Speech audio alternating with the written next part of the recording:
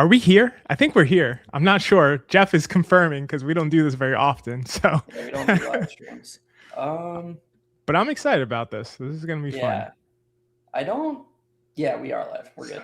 There we go. We're live. What's up, guys? This is Hot Hand Theory, the live version. It's gonna be messy. It's gonna be all over the place. It's gonna be a blast. We're really excited to be here. For 3 hours, for 3 entire whole hours with you guys, just vibing, talking trades, talking the deals that have happened, the deals that are about to happen, the most recent deal that has happened, which we have to start the show with, of course. But yeah, just we'll let you guys filter in before we kind of get started because we got a lot to say about this most recent deal, Jose Alvarado to the New York Knicks.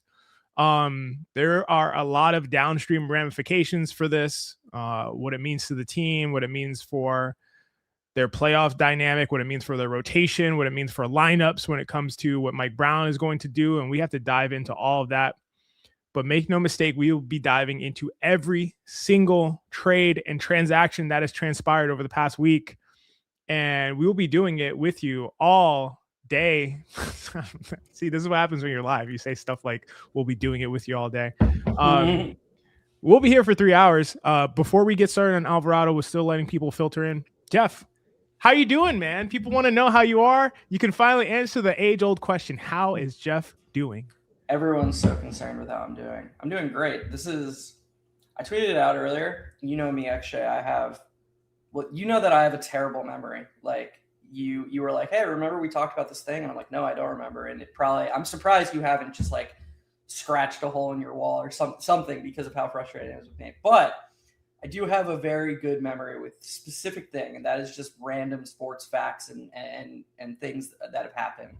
And I tweeted out earlier, I think this upcoming postseason has a chance to be the best first round in a playoff since 2014. 2014, guys, had a 7-game series between the Brooklyn Nets and the Toronto Raptors where Kyle Lowry was blocked by Paul Pierce. It had a 7-game series between the Spurs and the Mavericks where Vince Carter hit a game winner in the corner and the Spurs ultimately won in 7. It had a 7-game series between the Thunder and the Grizzlies, who had played multiple times in the playoffs in epic playoff series. It had a 7-game series between the Warriors, who hadn't won a championship, and the Clippers, including an epic Game 7 when some might argue that Steph Curry very firmly showed everyone that he was legit. The Clippers threw everything at him in LA. Steph Curry held his ground. And then, to cap it off, there was a 6-game series between Houston and Portland where Damian Lillard hit a buzzer beater to end the series. One of the most epic first rounds ever. I think we're looking at a league right now that has so much parity, so much talent, so many smart teams that are going for it and building the right ways that we're going to get a first round where anybody can win these playoff series. And this trade deadline is kind of pointing towards that in terms of it could make or break some of these fringe teams in terms of the chances and the odds they have of really making some noise in the playoffs.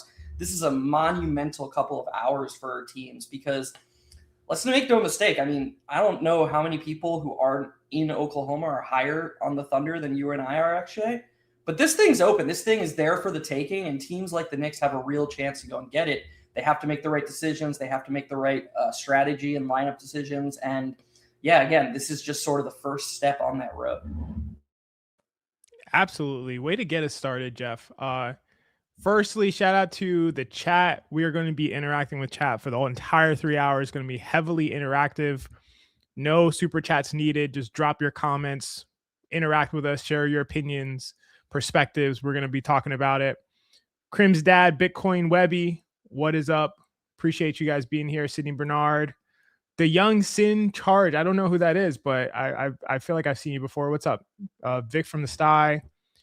Racky Reed, Zach, what's going on? Appreciate you guys all being here. Let's dive in really and just talk about the Jose Alvarado deal, the most recent deal that happened in the NBA. So I definitely want to kind of kick it to you, Geoff, to get your perspective first and foremost. But I know this is a deal that's been discussed for a really long time, has been tossed around. The Knicks have been rumored to be interested in Alvarado for a long time. kid from New York, makes a lot of sense as far as, what the Knicks want to do and what they needed. The biggest issue that the Knicks have defensively that we've talked about all season now is giving up perimeter penetration and having guys kind of just take a easy walk to the paint. The Knicks have done a lot better with some different coverages. Shout out to Shax and other people who have talked about the way they're defending their ice coverages, and the way that they're defending ball screens now, trying to change things up, keep guys out of the middle of the paint, but yet it's still going to be a problem. And so that feels like the driving force behind why they would grab Jose Alvarado, one of the better ball screen navigators in the entire NBA at his size, an incredible defensive playmaker. We all know what he's capable of doing as far as like turning the ball over. But Geoff, I mean, what are your thoughts? What are your like immediate reactions? This just happened 25 minutes ago. Where does your mind go first when you look at this deal? So to start, I'm gonna hone in on just Alvarado and potential fit. I think Alvarado is a great fit for not only for the way the Knicks want to play, but also what the Knicks need. You obviously mentioned the point of attack defense, but when you commented last night on the Terry trade, XJ, you brought up the point of attack defense and you said something kind of funny. You were like, I don't know if you meant this funny, but you were like, look, he's not going to make a shot, but if you need a stop, he can get you that stop. And that's like true. Like I've seen some really funny comments from Bulls fans about Terry. Just like, I think somebody said he was like the worst basketball player they'd ever seen. I was like, come on, dude, that's crazy.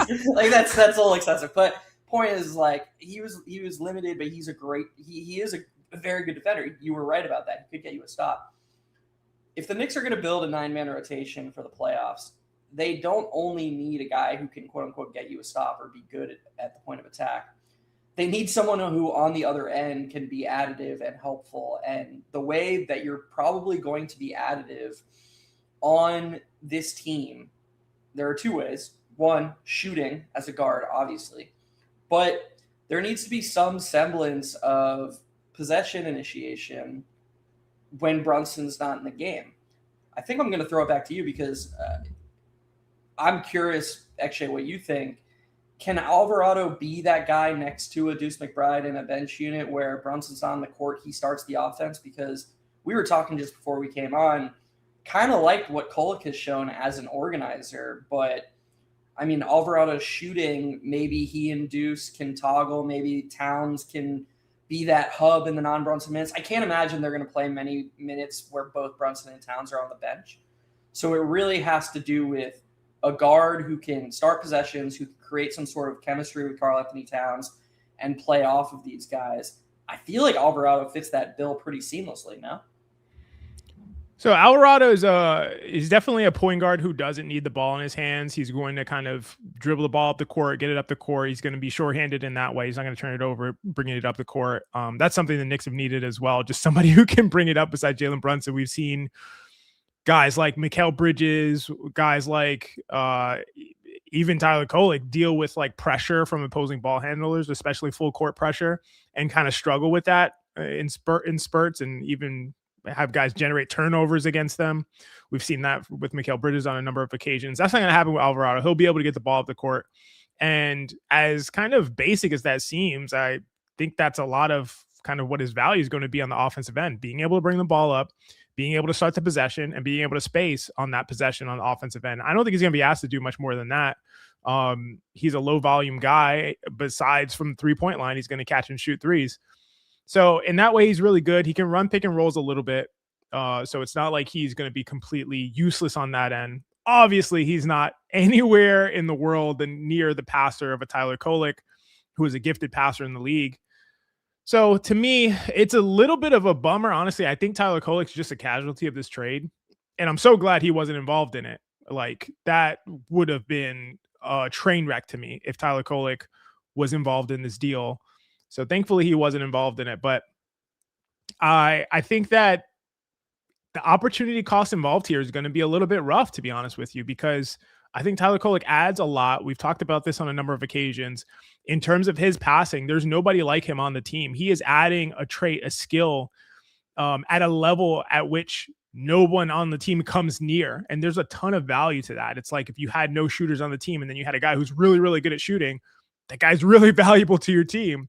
It can be thought of similarly with it having nobody who's like extremely excellent at passing and then having a guy who's gifted at passing. That becomes very, very valuable. He helps Karl-Anthony Towns kind of get to his spots and do his thing, and helps activate him to a high extent. He can shoot the ball. He's been shooting with a lot of confidence. I think he's going to be a really good player in the league, to be honest with you, a rotation guy. I don't know that Jose Alvarado is better than him. I know that Jose Alvarado is better at particular things than him. And maybe bringing the ball up the court, again, as simple as that sounds, is one of those things. And potentially shooting as well, a guy who's, increased his volume since he's come in the league, has become a really steady and confident and consistent shooter. So he'll be fine on the offensive end. He's not going to be like a problem. He's not going to add a ton, but he's not going to be like a problem. And then defensively, obviously, this is what he's brought in for, to navigate screens, to harass ball handlers, to keep guys out of the paint, to be switchable just like with guards, basically. The Knicks are not going to feel comfortable with him switching onto bigger wings and definitely obviously bigs. So there's a little bit of a limitation there, but they don't want him to switch. They want him to get over screens, to fight over screens. That is what he will be here for. And that's going to be his primary duty, and to fight over screens, to stay in front of ball handlers, to keep guys out of the paint, to generate turnovers. And then as far as playing alongside a guy like Deuce, obviously, Geoff, you and I would play him alongside Deuce. I'm not sure. I'm not sure what the Knicks are going to do. I'm not sure what Brown and the coaching staff is going to feel about, a 6'1" guy and a 6-foot guy being your backcourt mates. Like, I'm not sure how they're going to feel about that situation, especially in playoff dynamics where you're going against. Solution to that, actually. What's that? There's a solution to that. There's a solution to that it's in line with every other solution that the Knicks need. It's like, some might call it the last step, the thing that they need to do. Just start Deuce. That's a great point. It's a great point. Start Deuce, and all of a sudden, look, we've talked about this for a year and a half now. You start Deuce. Oh, hold on. Hang on. We have breaking news. Breaking news. This is why you're here live with us. I think this is breaking news. I haven't heard this. I don't know if you have, Geoff. Deuce McBride will undergo surgery on Friday. I saw that they were unsure about his ankle. That's breaking, though. I didn't know about the surgery. Surgery on a core muscle injury, so referred to as a sports hernia. So nothing to do with the ankle. And he could be sidelined until the playoffs. Wow. Well, thanks for stopping me there. Guess starting Deuce is not an option. Yeah, I guess Deuce will not be started, and I'd still start Shamet, by the way.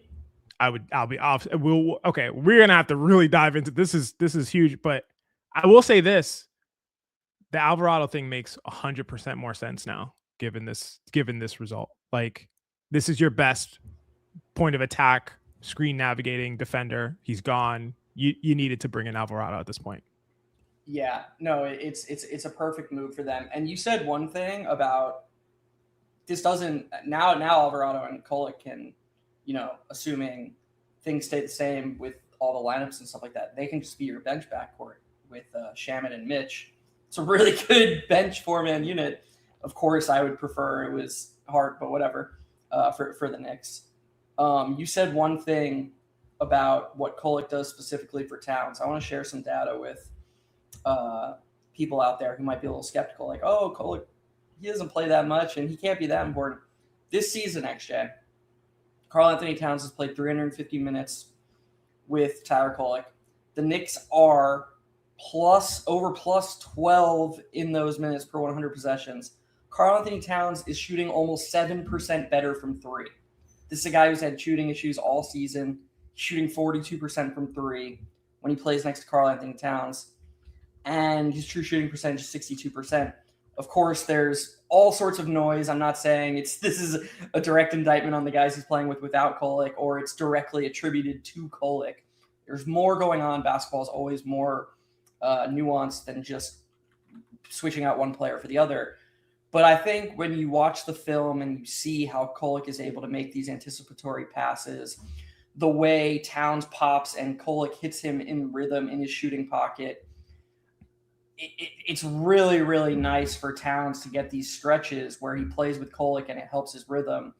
I think that going forward, as Towns continues to hopefully, for the Knicks' sake, get healthier, if Kolek has a regular role off the bench next to Alvarado, this could really be best case scenario in terms of the Knicks peaking as the playoffs start.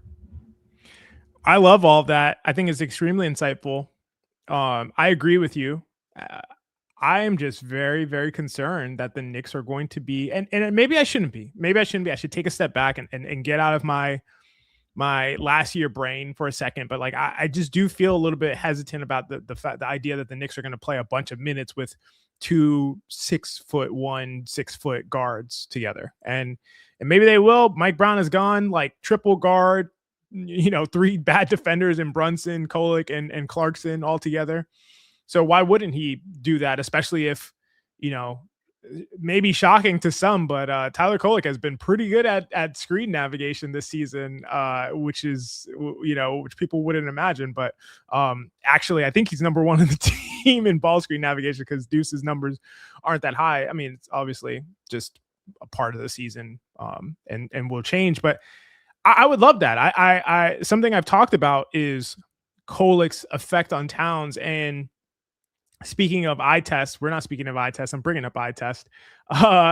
This is something that I noticed their first game playing with each other. Kolek's first time getting real minutes on Locked On Knicks. I talked about this and said, like, when you watch these two play, when you watch Kolek, he is feeding Towns in a way where he's not waiting till Towns is wide open and saying, okay, I'm going to feed it to you then, because those instances don't happen very often. He's giving Towns an opportunity to cash in on a slight advantage that he has over the guy who's guarding him. And that's all that Karl-Anthony Towns needs. That's all that he needs. If he has a step on you, if he has, if space is starting to open up, if he has great positioning in the post against a defender, get him the ball in a good spot and he will be effective for you. And that's what Kolek does. So I love the idea of, honestly, Alvarado playing the same way with him. Of course, not as good a passer, but Alvarado is a guy who will, he'll feed you. He'll say, hey, man, Zion needs to get going, and set up a post up for Zion or run a pick and roll with Zion or just feed him as much as necessary. He will do that. And then also, obviously, you have the benefit that he's going to be spacing for you and is currently at least a better shooter than Tyler Kolek. So I would love to see the two of them play together.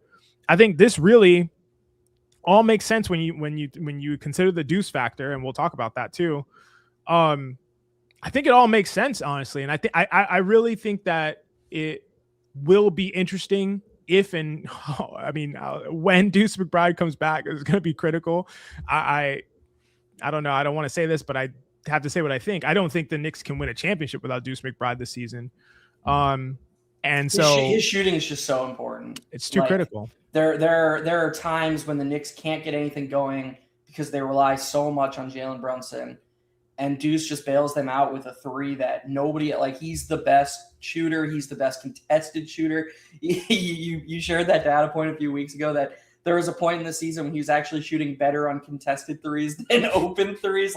His shooting is just so essential to the team, and he matches it with defense that I want to say something a little bit blasphemous, but before I do, I want to add to your point about Kolek's passing.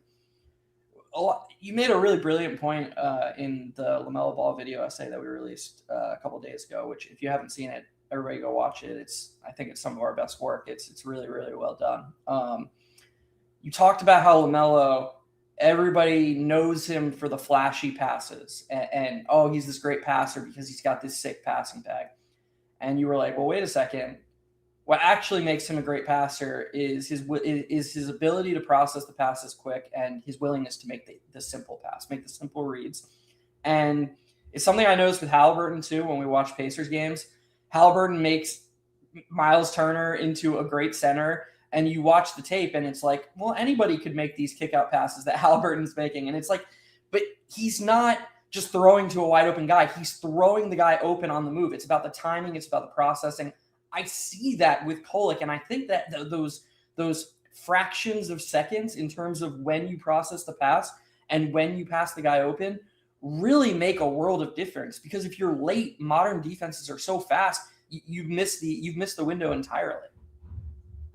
Yeah, it's totally the case. It is that anticipatory level that sets guys apart. The anticipation and the accuracy and precision is like something that, when you're talking about fractions of a second in terms of a difference of getting a great shot, high efficiency shot, and a shot that is slightly more contested, that's what it comes down to. And guys like Kolek, when I talk about them being a gifted passer, it's like he just has that. He just has that touch. He has that anticipation.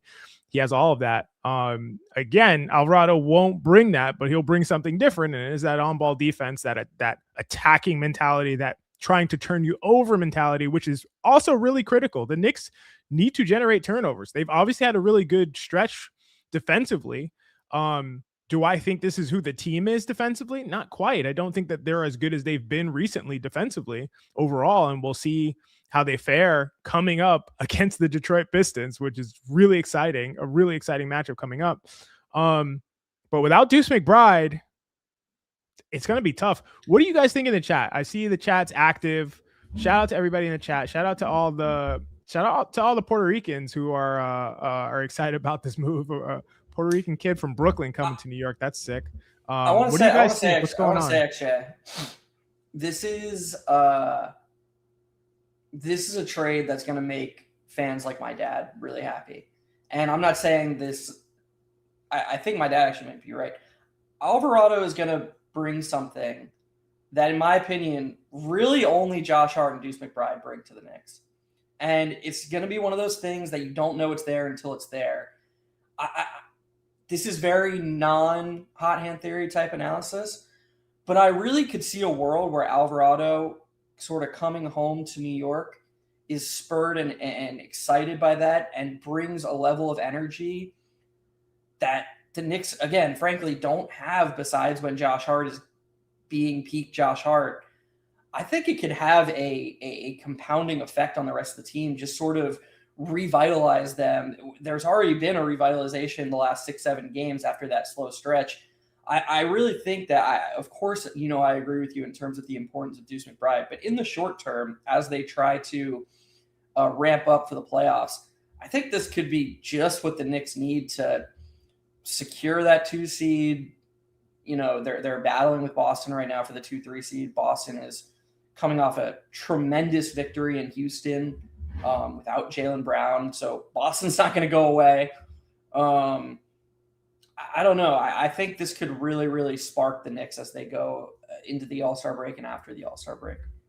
Yeah, imagine that game where the Knicks are, they're playing the Celtics or something, and Jaylen Brown's got it going, and they bring in Jose Alvarado off the bench, and it's in the Garden, and Jaylen Brown tries to get a screen, and Alvarado fights over, and he's fighting. He looks like undersized, and it's like, there's no way he could guard this guy, and he's bulldog fighting with him. He tries to get another screen. He strips him. He goes the other way.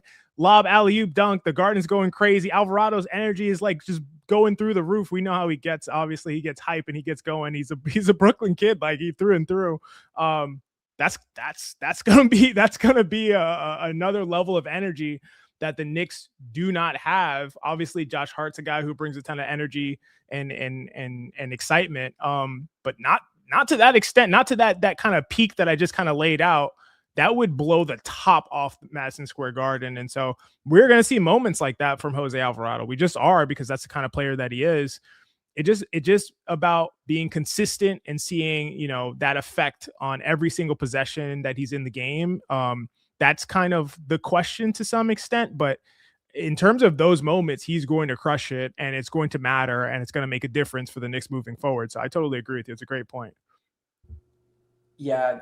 And I don't want to compare him to a guy like Quickley, because I think Quickley does a lot more with the ball in his hands, even though I think Raptors fans would argue differently. But I think Quickley does a lot more with the ball in his hands than Alvarado does. But one area where they're really similar, and Knicks fans will really appreciate, is the way that Alvarado can toggle on and off the ball is really, really helpful in a way that's counterintuitive, because it allows you to play allows you to play different styles. It allows you to play different lineups. It doesn't pigeonhole you strategically or lineup wise.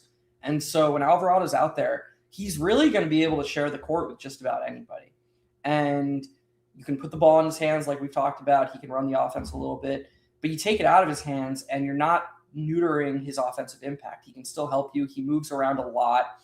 And again, defensively, he's just going to help you both on and off the ball. He's just going to be an active presence. So I don't know. I think I was already like, oh man, this is going to be nice for the Knicks. I'm very excited for my dad, who yells at the TV once a game about how soft this Knicks team is. Very classic, old school New Yorker. He's just going to love this guy. So it's going to be fun to watch my dad watch him and be pumped up by this sort of Allen Iverson-sized guy who's getting the Garden excited. But I do think that after the Deuce McBride news, this is like a 10 of 10 slam dunk trade for the Knicks. They absolutely crushed it. Oh yeah, two second round picks and Gershon Yabusele essentially for Jose Alvarado. Definitely crushed it. My dad's gonna like it too. My dad is Puerto Rican from New York too, so that works. You know, any New Yorker who is a Knicks fan and who has watched them, you know, besides within the last like 10 years or something like that, is going to be excited by like toughness, grittiness.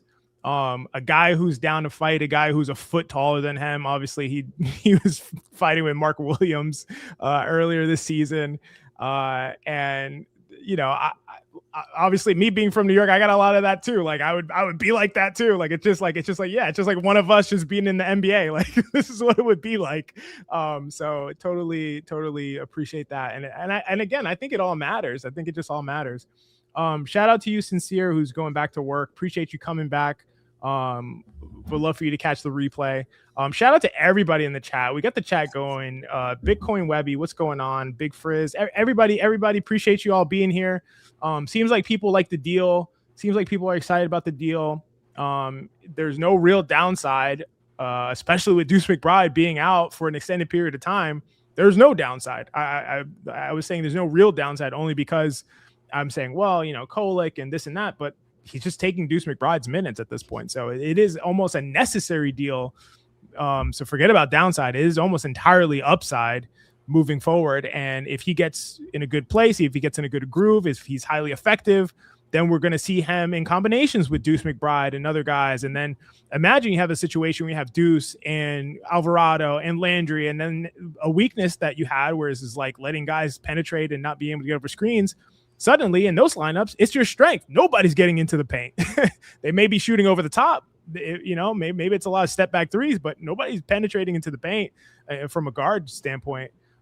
So, you know, again, a versatile team that has the ability to go 5 out, to go big, to go offensive rebound heavy, to go shooting heavy and spacing heavy, to go post ups, to go one-on-one attacking with Jalen Brunson, now has another toggle that Mike Brown can switch and go perimeter defense, grinding and scrapping over every screen and creating turnovers. It's just another option that they have, which can only help you as you move forward into the playoffs. So this is, you know, I do think it's a 10 out of 10 deal for sure. Anything else you want to say about the deal before we talk about some of the other stuff that's going on? We had 2.5 hours left, so we're going to be here all day, chilling, chopping it up with you guys, just waiting to see what else happens. But anything else you want to say, Geoff?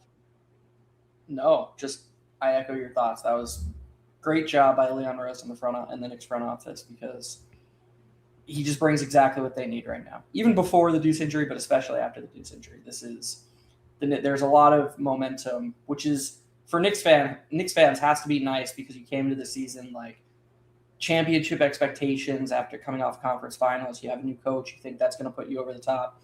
You win the NBA Cup, and then seemingly the floor just falls out.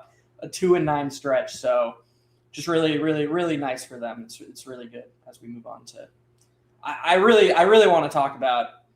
There's a certain trade that I just want to like open the door to, and then go grab some popcorn and just watch you react to it. So real quick, just because there's new people joining, let's go into that. But I just want to say somebody said that just read that Deuce is out into the playoffs due to sports hernia injury, and then people are asking how Alvarado compares to Deuce. So just really quick, and then we'll just dive into that. Yes, Deuce is out until it seems like probably until the playoffs. That's what makes this trade so essential. And comparing him to Deuce, probably a better ball handler, definitely a worse shooter than Deuce, but similar kind of archetypes. I think Alvarado's a little bit more scrappy, a little bit better, like I said, ball handler and passer as well. But then can definitely space the court. But they're kind of similar archetypes. I think Deuce is a better overall defender, Alvarado better on ball defender. So proceed, Geoff. Let's go into it. What do we got? Kobe White. Kobe White. Let's go. I mean, we're talking about home run slam dunk trades. We were talking about the Hornets a few weeks ago, and you were just like, Sexton's been actually surprisingly good this season. Hornets fans love him, but I feel like one thing that's missing in the analysis of Sexton this year, these are your words, by the way, I'm not stealing your words, is that Sexton's been great when he plays with LaMelo Ball. That wasn't the point of getting Colin Sexton. They needed someone to thrive when LaMelo Ball wasn't on the court. Replacing him with Kobe White, this is already the hottest team in the league. The NBA's three leaders in plus minus for the entire month of January all reside in Charlotte. This is an avalanche just rolling. They're rolling down a hill right now, and then they probably address their biggest area of need and don't seemingly give up that much. Like, I'm just going to give you the floor because this is yours, but this seems pretty overwhelmingly great for them. I will say this. So Colin Sexton, when the Hornets got Colin Sexton, I thought, wow, this is a really good deal for them. It's a good situation for him. He's got 1 year. He's going to be an expiring. So if things go particularly great, they have a great option. If they don't go well, they can flip him at the deadline. And the idea was the Hornets always knew when LaMelo Ball doesn't play, the offense tanks completely. It falls off a cliff. And that's been the case for years. And obviously LaMelo Ball is often not playing. So it's been really critical to be able to shore that up, not just for when he has injuries, but for even when he's off the court for half the game, as he tends to be, given that they're trying to cap his minutes and he's playing around 25. He's off the court for about half the game. You have to be able to score the ball and create offense in that amount of time. And they have not been able to do that. Colin Sexton, who's been awesome, like you said, and like I've said, has been awesome with LaMelo Ball. But when LaMelo Ball is not out there, he struggles, and it's like defeats the entire purpose. Everybody's awesome when LaMelo is on the court. Everyone on the team is like 5 to 10% more efficient that when LaMelo's on the court. Everybody scores more. Everybody like thrives from three more. Everybody's good when LaMelo's on the court. It's what happens when he's off the court. How do you make that work? Brandon Miller has come a long way in being able to, allow them to still stay above water. And that's part of why they've been so good, because Brandon Miller has been so good. And he had just, as a one-man offense, when LaMelo's off, he can just create his own shot whenever he wants.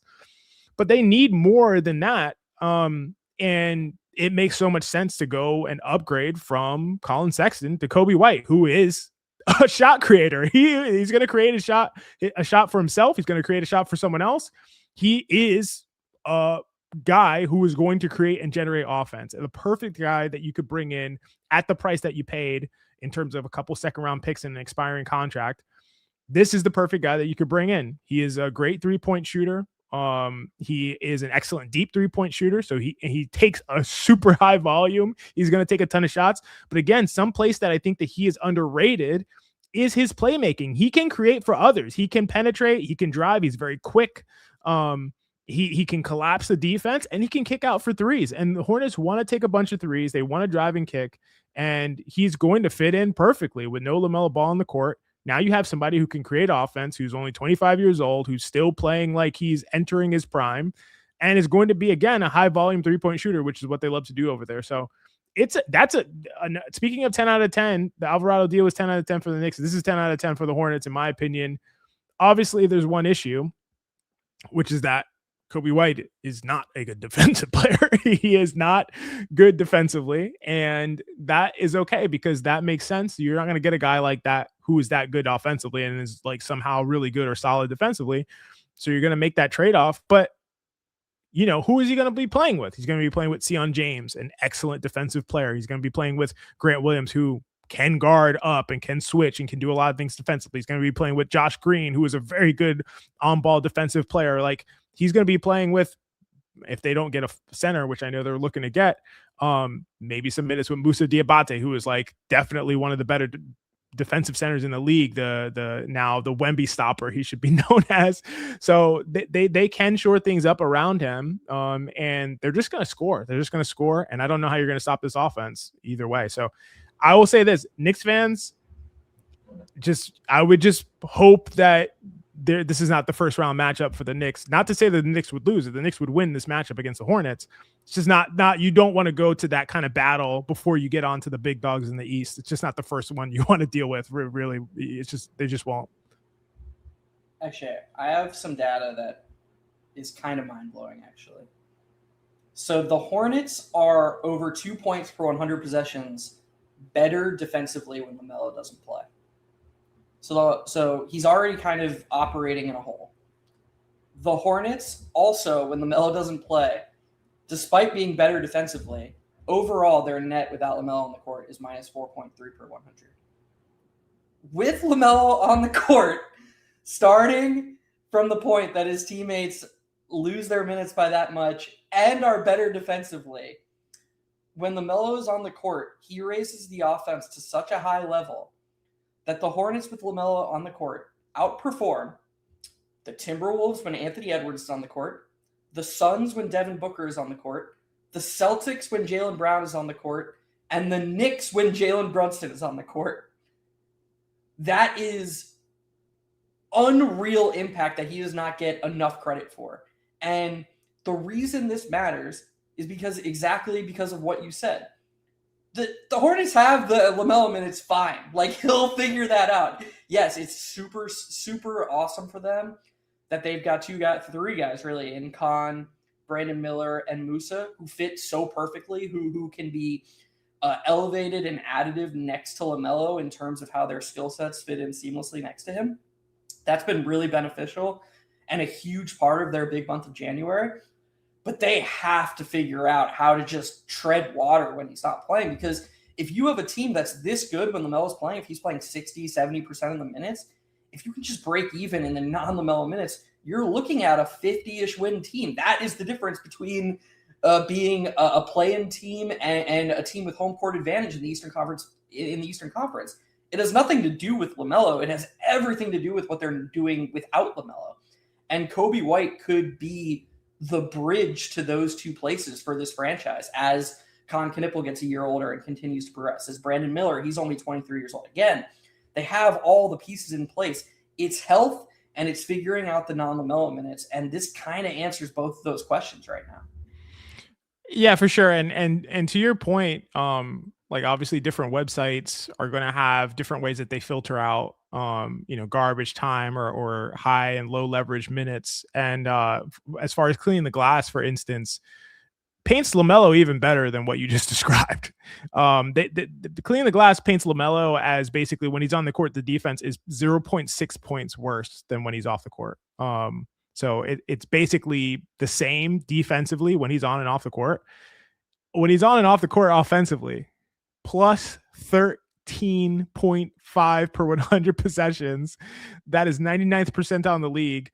And that is above and beyond many of the people, like all the people that you said, and many others, including, I would need to check, but guys like Wemby, it's up there with a guy like Jokic. It's up there with literally it's up there with Steph Curry. Like basically this is like the top on-off guys offensively in the league. LaMelo is there with them, if not better than them right now. So it's like, it's outrageous. All you have to do, like you said, is break even in the non-LaMelo minutes. And then now you're talking about having a really, really good team. Free Zsec said, would Kobe White be in the closing lineup for Charlotte? That's a good question. I think most times not.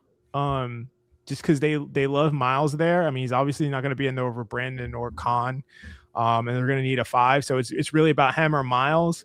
And I guess that if it depends on who they play, but Bridges' shot has been pretty good in situations where he's wide open, and typically that's the kinds of shots that he gets in these situations, is wide open shots when they're trying to slow down LaMelo, Con, and Brandon. So I don't think he'll probably close many games, but in some situations he might, especially if the Hornets are going to move off of Miles eventually. They definitely want to see what that looks like.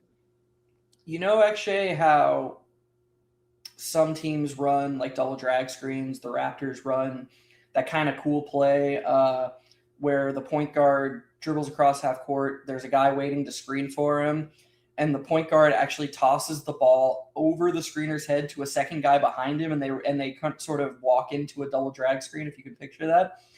I think the Hornets might introduce like the first ever dueling ghost screens, because we talk about what Coby White can do without LaMelo Ball, but he's also kind of a Canepo replacement too. And again, this versatility is hugely valuable because, sure, Coby White can come in, LaMelo Ball's on the court, and you hope he can raise the floor a little bit higher for these non-LaMelo Ball minutes. But he can play with LaMelo Ball too, and he can do some of the Canepo stuff. The Bulls had him flying around the court in a way that's hugely valuable for an off-ball player. He's a great shooter. You can imagine a world where he and Canepo are just creating chaos off the ball. And if you're a defender or you're a team defense, what do you do with that? What do you do when all your attention is being paid to these two shooters who don't stop moving, who you can't allow to shoot open in rhythm threes? All of a sudden, guys like LaMelo Ball, Brandon Miller, Miles Bridges, their impact goes up because the floor is more open for them. There's less attention being paid to them. So this is a huge get for them on a number of levels. I'm thinking about situations where they're like down a bunch in like a playoff dynamic or a play-in dynamic, and they got to win. They're like, F it. Grant Williams at the 5, bring in Coby White. We're just going to shoot a million threes. And what are you going to do? Like, what are you going to do? Like, to your point, you're saying dueling, ghost screen actions, like guys just like sprinting out of these screens out to the 3-point line with LaMelo finding them all everywhere. They're basically they're never out of a game given that context, like ever. So again, not a team you want to play early in the playoffs. Someone was asking, I think, Puka Shell Guy 33, who's the most ideal first round matchup for the Knicks right now? It ain't the Hornets. So if we assume the Knicks, and this could lead into like another deal that's happened. If we assume the Knicks are going to be in the second seed, at worst third seed, which seems to be the case, then we're talking about right now they'd be matching up with like the Heat or so whoever comes out of the play-in basically, or the Raptors. Yeah, it's the Raptors in my opinion. It's probably the Raptors, yeah. And I'm probably higher on the Raptors in a vacuum than most people, but specifically the matchup just seems to be brutal for Toronto. The Knicks really, really attack their weaknesses in a way that other teams don't seem to. But really, this goes to show that just the current state of the NBA, because it's not like I think the Raptors would be a pushover. They've played way above their heads this season. So, I don't know if there's like a best matchup. It's more of just like a least bad matchup. And I think for the Knicks specifically, I think it's Toronto or Miami. Yeah, I think I don't know, man. This probably is like the chat won't want me to say this. I'm sorry, guys, but I think they would just steamroll Miami. I don't even think that's like I don't think that's much of a I think that's like a 5-game series. I think that's the one team where it's like they would just crush them. I just can't do that to Spoelstra. Yeah, I can. It's just like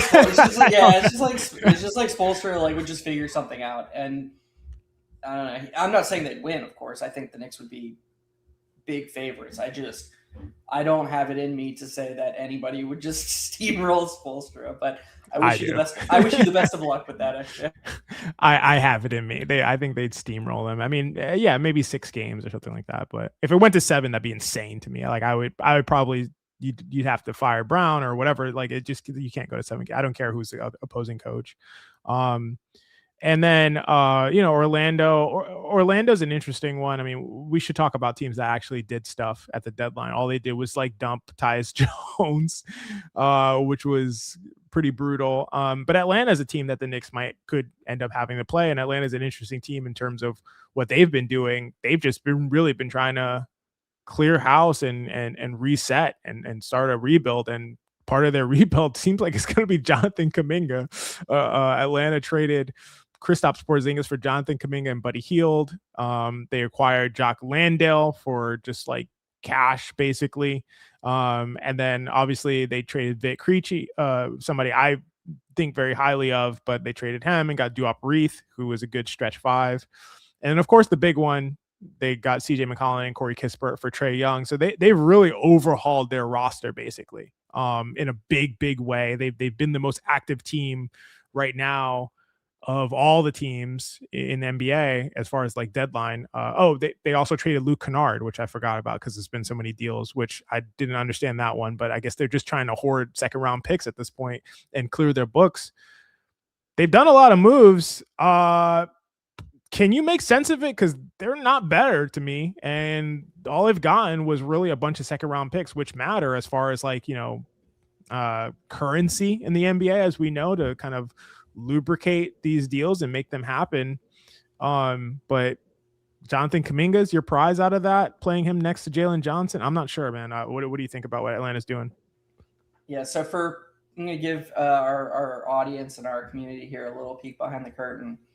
I think one of the things, of which there are many, that maybe annoys actually the most about me is just my overwhelming optimism with just like, it almost like skews my analysis in the sense of I'm just like looking for glimmers of hope, and then I focus on those things like, well, what if this happens, or what if that could happen? This could happen. And I'm telling you, actually, you have no idea how bad I wanted Jonathan Kuminga to be traded somewhere where he could like where I could just maybe find that glimmer of hope and be like, all right, well, he's got this skill set and he's finally in a situation where they're just truly incentivized to lean into it and get the most out of him in his ideal role. That is not Atlanta. What? Yeah, I don't know. He in Golden State, the biggest criticism of Jonathan Kuminga is that he just refused to buy into a role where he wasn't like the featured guy. Steve Kerr was begging him to be like, hey, we have this guy, Draymond Green. He gets all the touches he wants, but he is a supporting piece to the primary guys. You have to do that. We need you to defend. We need you to shoot when we need you to space out. We need you to cut. We need you to make these passes. And Kuminga is like, I just see myself more as like a Melo, like I need the ball in my hands. I'm going to score. And look, guy is super athletic, super talented. Again, I was looking for that glimmer of hope where maybe somebody could unlock it in that. I just don't know how Atlanta is going to be that team when they already have Jalen Johnson, who they're trying to unlock the same things in. Like their goal right now should be Jalen Johnson. That should be their priority. And there's an argument that you just made his life and his trajectory a lot more difficult. And now I get that there's the argument that like, okay, well, Kuminga's on a team deal and they don't have to re-up him. Okay, well, just like keep Porzingis and let him go and lose that money off your salary. You can do other things. Like why was this the move that I don't see it at all for Atlanta, and I don't see them like bottoming out. The one thing I will say about them, they have a much longer leash because they have that New Orleans pick. Like that New Orleans pick is a saving grace for them because, they could get a Darren Peterson. All of a sudden, the Darren Peterson, Jalen Johnson combo could be elite. They're allowed to screw up. I just don't even really see the upside here. I look forward to being proven wrong though. I mean, I agree with you on basically everything you said. My assumption is they're trying to take one step back and take two steps forward, not two steps back and two steps forward. I don't think they don't want to bottom out. To me, they clearly don't want to bottom out. They want to stay competitive. They want to cash in on that pick for sure. And then they want to basically, when that guy is ready, if it's his first or probably more likely second year, be like ready to compete immediately when that guy is good enough. And so I think their strategy is sort of like a medium term strategy. It's not a short term strategy. It's not a long term strategy. And I believe my sense is getting Kuminga is the idea is instead of just losing an asset and just letting him walk, you get a guy who's going to be on an expiring next year.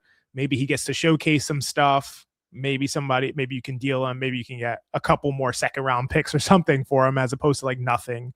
So I think it's an asset play. The problem is like it's going to have an on court like issue, right? And like you said, you got to be building around Jalen Johnson. And to me, it's the same problem that they had in terms of what they did with Trey. Like it's just like you got Trey Young. Sorry, you have Trey Young. You have to build around Trey Young. Like if you don't want to build around Trey Young, don't draft Trey Young. Like I'm sorry, I don't know what to tell you. That's the problem that you created for yourself. If you don't think, yeah, we don't want the kind of guys that work well with Trey. It's like, don't get Trey then. You have to. You can't have Trey Young and be like, hey, we're just going to put him over there. We're going to build our team how we want, and he'll make it work. No, he's not going to. He needs to build the team to be built in a particular way to get the most out of him and your team. I'm not saying Jalen Johnson is that guy to that degree, but it's somewhat similar. He needs spacing. He needs to be able to operate in the spots where he needs to get. He needs to be able to get downhill. He needs to be able to be freed up from rim protectors. He needs to be able to create and spray out to 3-point shots. And you're bringing in Jonathan Kuminga, who is sort of like a poor man's Jalen Johnson at this point. Like, or like that's probably how he fashions himself. Kuminga, I think is kind of underrated, to be honest. I think Kuminga is like really like ruined his own reputation, unfortunately, but the guy knows how to draw fouls. Like the guy will get to the free throw line if you just give him the ball and like, just say, yeah, Kuminga, show us your Kobe impression. Like he'll like do terrible things and then also just get to the free throw line like 10 or 12 times in a game. If he's actually left to his own devices, but like, are you going to leave Jonathan Kuminga up to his own devices on this Atlanta Hawks team? Like put him next to Dyson Daniels. And like, it's such a weird team right now. And I think they're just in the middle of a short-term build. And it would be really interesting to see what their kind of bigger picture plan is with a bunch of kind of jumbled mishmash guys. You got, older guys and McCollum. You got guys who are ready to be next to a win now team like Nickeil Alexander-Walker. They're bringing in Jock Landale at 30 years old. Why? I'm not sure. Like, it's just, I don't know. It's a little weird. Duop Reith, obviously a good spacer, so that makes sense to me. That was the thing that made the most sense to me. I know they didn't want Creechy and they were trying to get shed salary, so Duop Reith makes sense to me. But I don't know, man. I don't know. Doesn't make total sense, but an interesting deal, interesting offseason nonetheless. I mean, trade deadline for them nonetheless. I want to talk about, before we get to some questions, we're getting some cool questions in the chat, and shout out to you guys for being here as we're going around the entire league. And definitely we'll come back to like Knicks stuff. If you're here to hear about Knicks stuff, we'll just definitely going to talk about Knicks stuff, but we're definitely going to move around the entire league and break things down. We got to talk about the Utah Jazz, because this is this is like one of the more exciting things that has happened in my opinion. And I think that I've seen a lot of, this is like probably like the most polarizing deal. Would you agree with that, Geoff? I don't know. I feel like there's a lot of stuff where people are like, oh, clearly this team got like better. Clearly this team's just shedding salary. Clearly this team is just trying to like, it's a lot of that. This one is like where people are like, man, I don't know about this. What are they doing?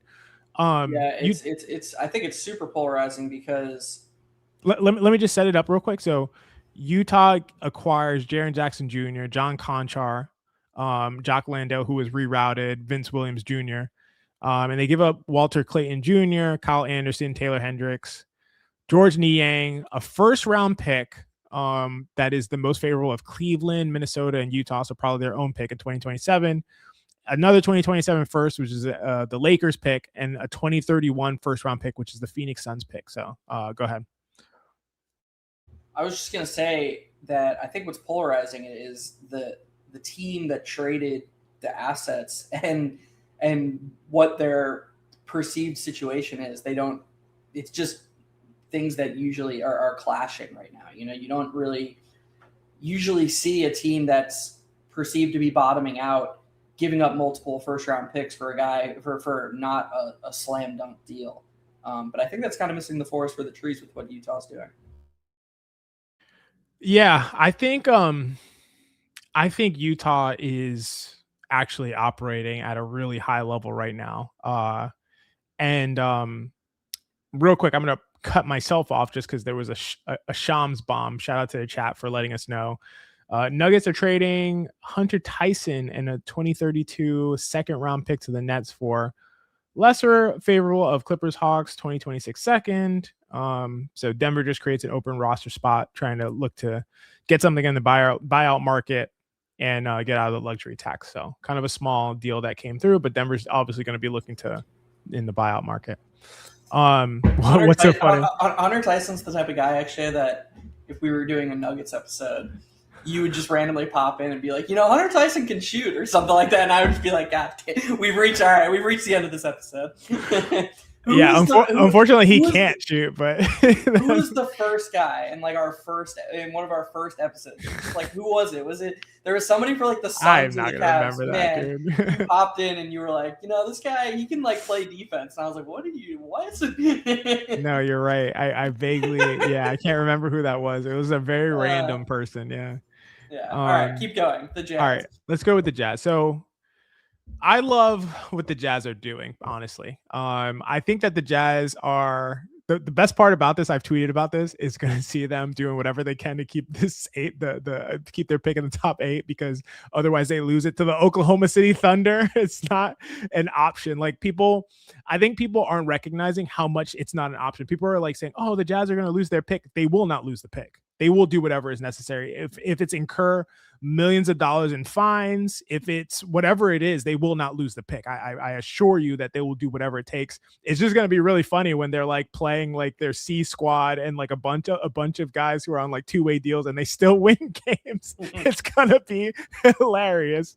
Did you see actually along those lines that somebody proposed that like teams are going to start offering the Clippers free first round picks to not trade Kawhi and stuff like that, like just to keep the Thunder from getting that was my take earlier. That was my but that was a long time ago. It was like it was actually when this is now a tangent, but it was actually when you texted me that time and you're like, dude, what are the Clippers gonna do, man? They're like so screwed. They're not like they're terrible. They have no chance. Like, they're just garbage. And I was like, yeah, like they're just gonna keep trying to win. Like that's literally their only option. They have to. And I was like, if Kawhi stays healthy, I think they'll be really good and they're gonna make a play-in spot.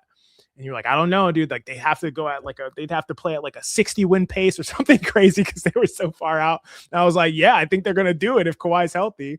And then they did it. And then James Harden was like, yeah, nah, like I'm cool on that. We're good. And he's just like, forget about all that. So yeah, I was like, yeah, teams are gonna like do whatever they can to stop them from Adam Silver might interfere and be like, yeah, you guys cannot tank. It just can't happen. But tanking is going to be a thing. Super unfortunate to be tanking and not have a pick in this historic draft. It's terrible and brutal. As far as the teams like the Pelicans and the Clippers. But to the Jazz point, they will keep the pick. So let's just assume they're going to have the pick. That's my starting point. My stance is that they will have the pick. They'll do whatever it takes to keep that pick. So now they have a top 5 to 8 pick in the draft. So that should be in a historic draft, a really excellent player. But now you have Lauri Markkanen, who is one of my favorite players, one of the most underrated players in the league because of the style that he plays. Probably that's a good topic for the next video essay because, I think there's just a lot misunderstood about the way he impacts the game.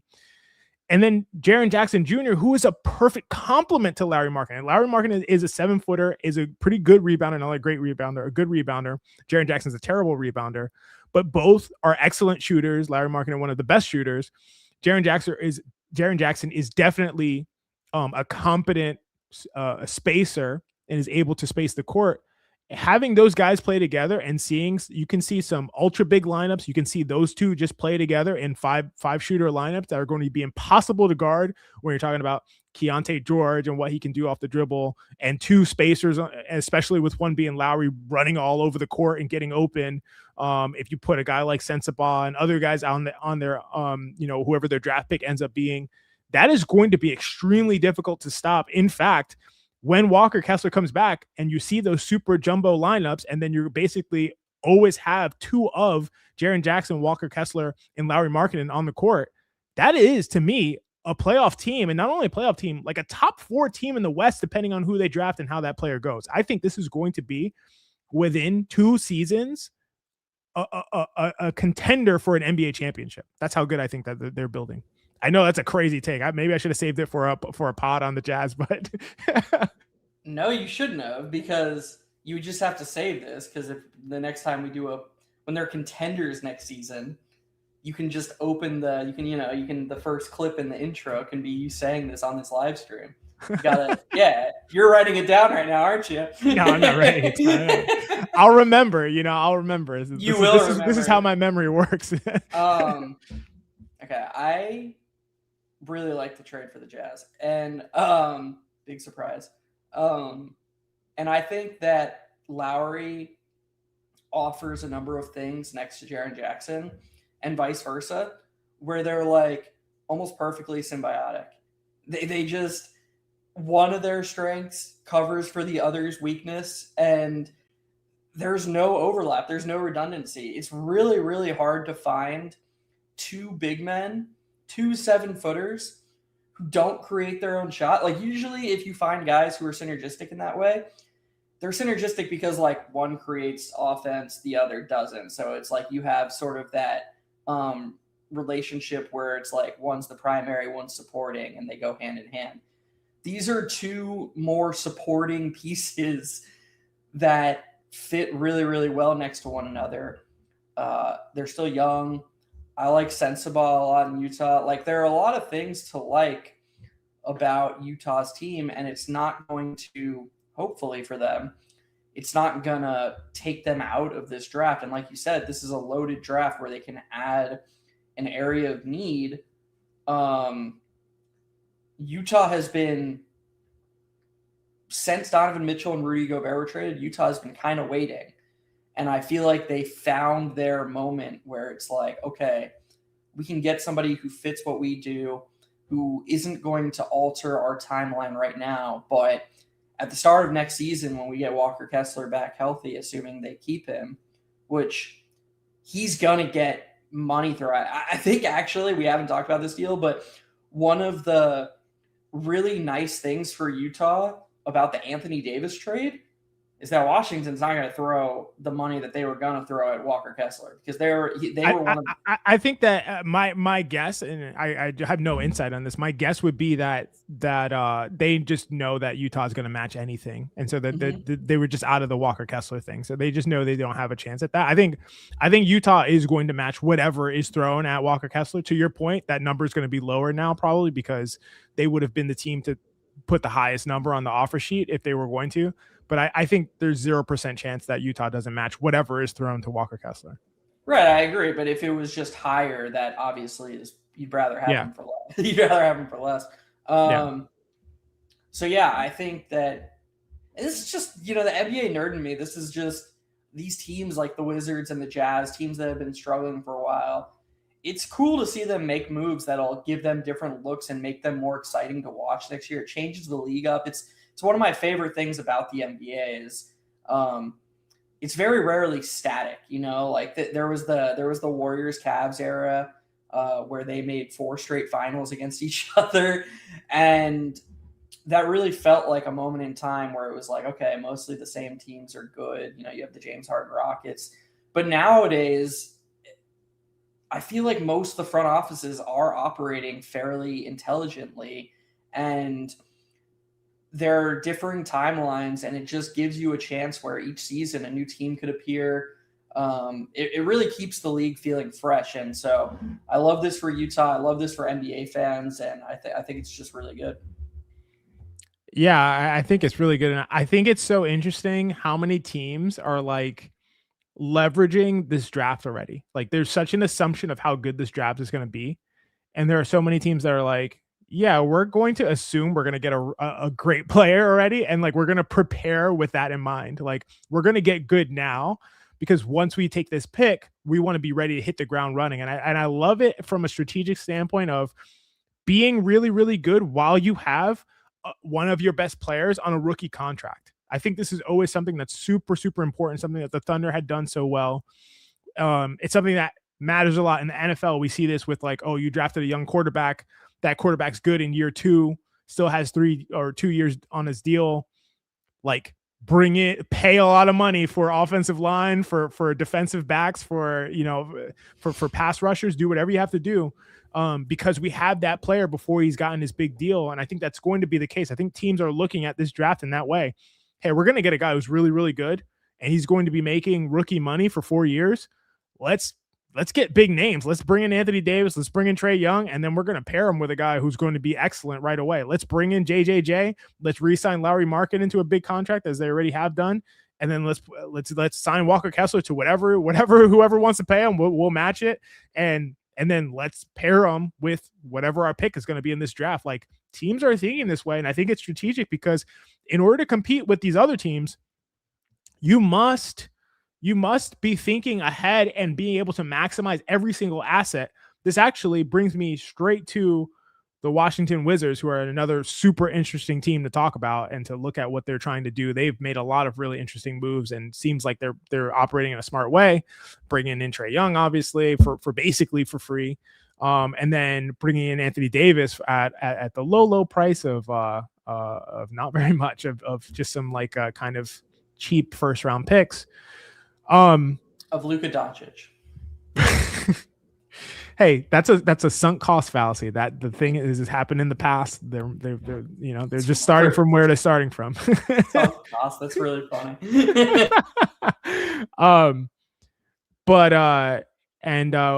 We'll talk about like OBP 832, your comment on the Jazz. We'll loop back to that. But as far as the Wizards, you and I talked about this a little bit over text, and I think it's an important part of the conversation to me. And it is the Alex Sarr part of the conversation for the Wizards. I think this is so critical because of what I was just saying. Teams are being very strategic. Teams are trying to figure out how to maximize every single asset that they have, how to maximize contracts, how to say, okay, we're gonna like I talked about having a rookie contract who's really, really good, and then pay maybe even overpaying guys who aren't as good in order to maximize the aggregate of what they have to offer and put on the court. And because of that reason, because of teams saying like we're trying to win and we will do whatever it takes to win, I don't think having a 2 timelines approach is going to work in the NBA. I already think it was a dubious approach, and I think it's really not going to work now with the CBA and what everybody's doing to kind of optimize their teams. Not saying that the Wizards are trying to do that, but if they're not trying to do that, having this 21-year-old, I don't even think he's 21 yet, 20-year-old Alex Sarr, who has shown some flashes of being a good center, of being a good 5. I would not say has shown flashes of being a good 4. You're going to put him next to Anthony Davis and be the center next to Anthony Davis for a Trae Young led team that is basically going to thrive on lobs and spacing. I think that what they do with Alex Sarr to me will show me how like kind of forward thinking and strategic they are as an organization. I love what they've done so far. But I don't think saying, hey, or yeah, we're going to ride out with like all of our kind of 20-year-olds, and then we're going to put them next to these guys that are like in their late 20s or all in their prime and ready to kind of like, you know, win a championship now. We're going to bring in Anthony Davis, who's 33. And yeah, we're going to make that all work. And we're going to kind of compete now, but not really. And then, you know, when Alex Sarr becomes good, then we'll still be able to compete. No, that's not going to work. And I don't think it's a good strategy. And so if Alex Sarr is not going to be a good shooter very, very soon, as in by the end of this year, he's got to move to me. He's got to move, and they got to cash in on that asset, or else they're not operating a team like that's going to have any chance of winning the East. That's my perspective on it. I'm curious what you think.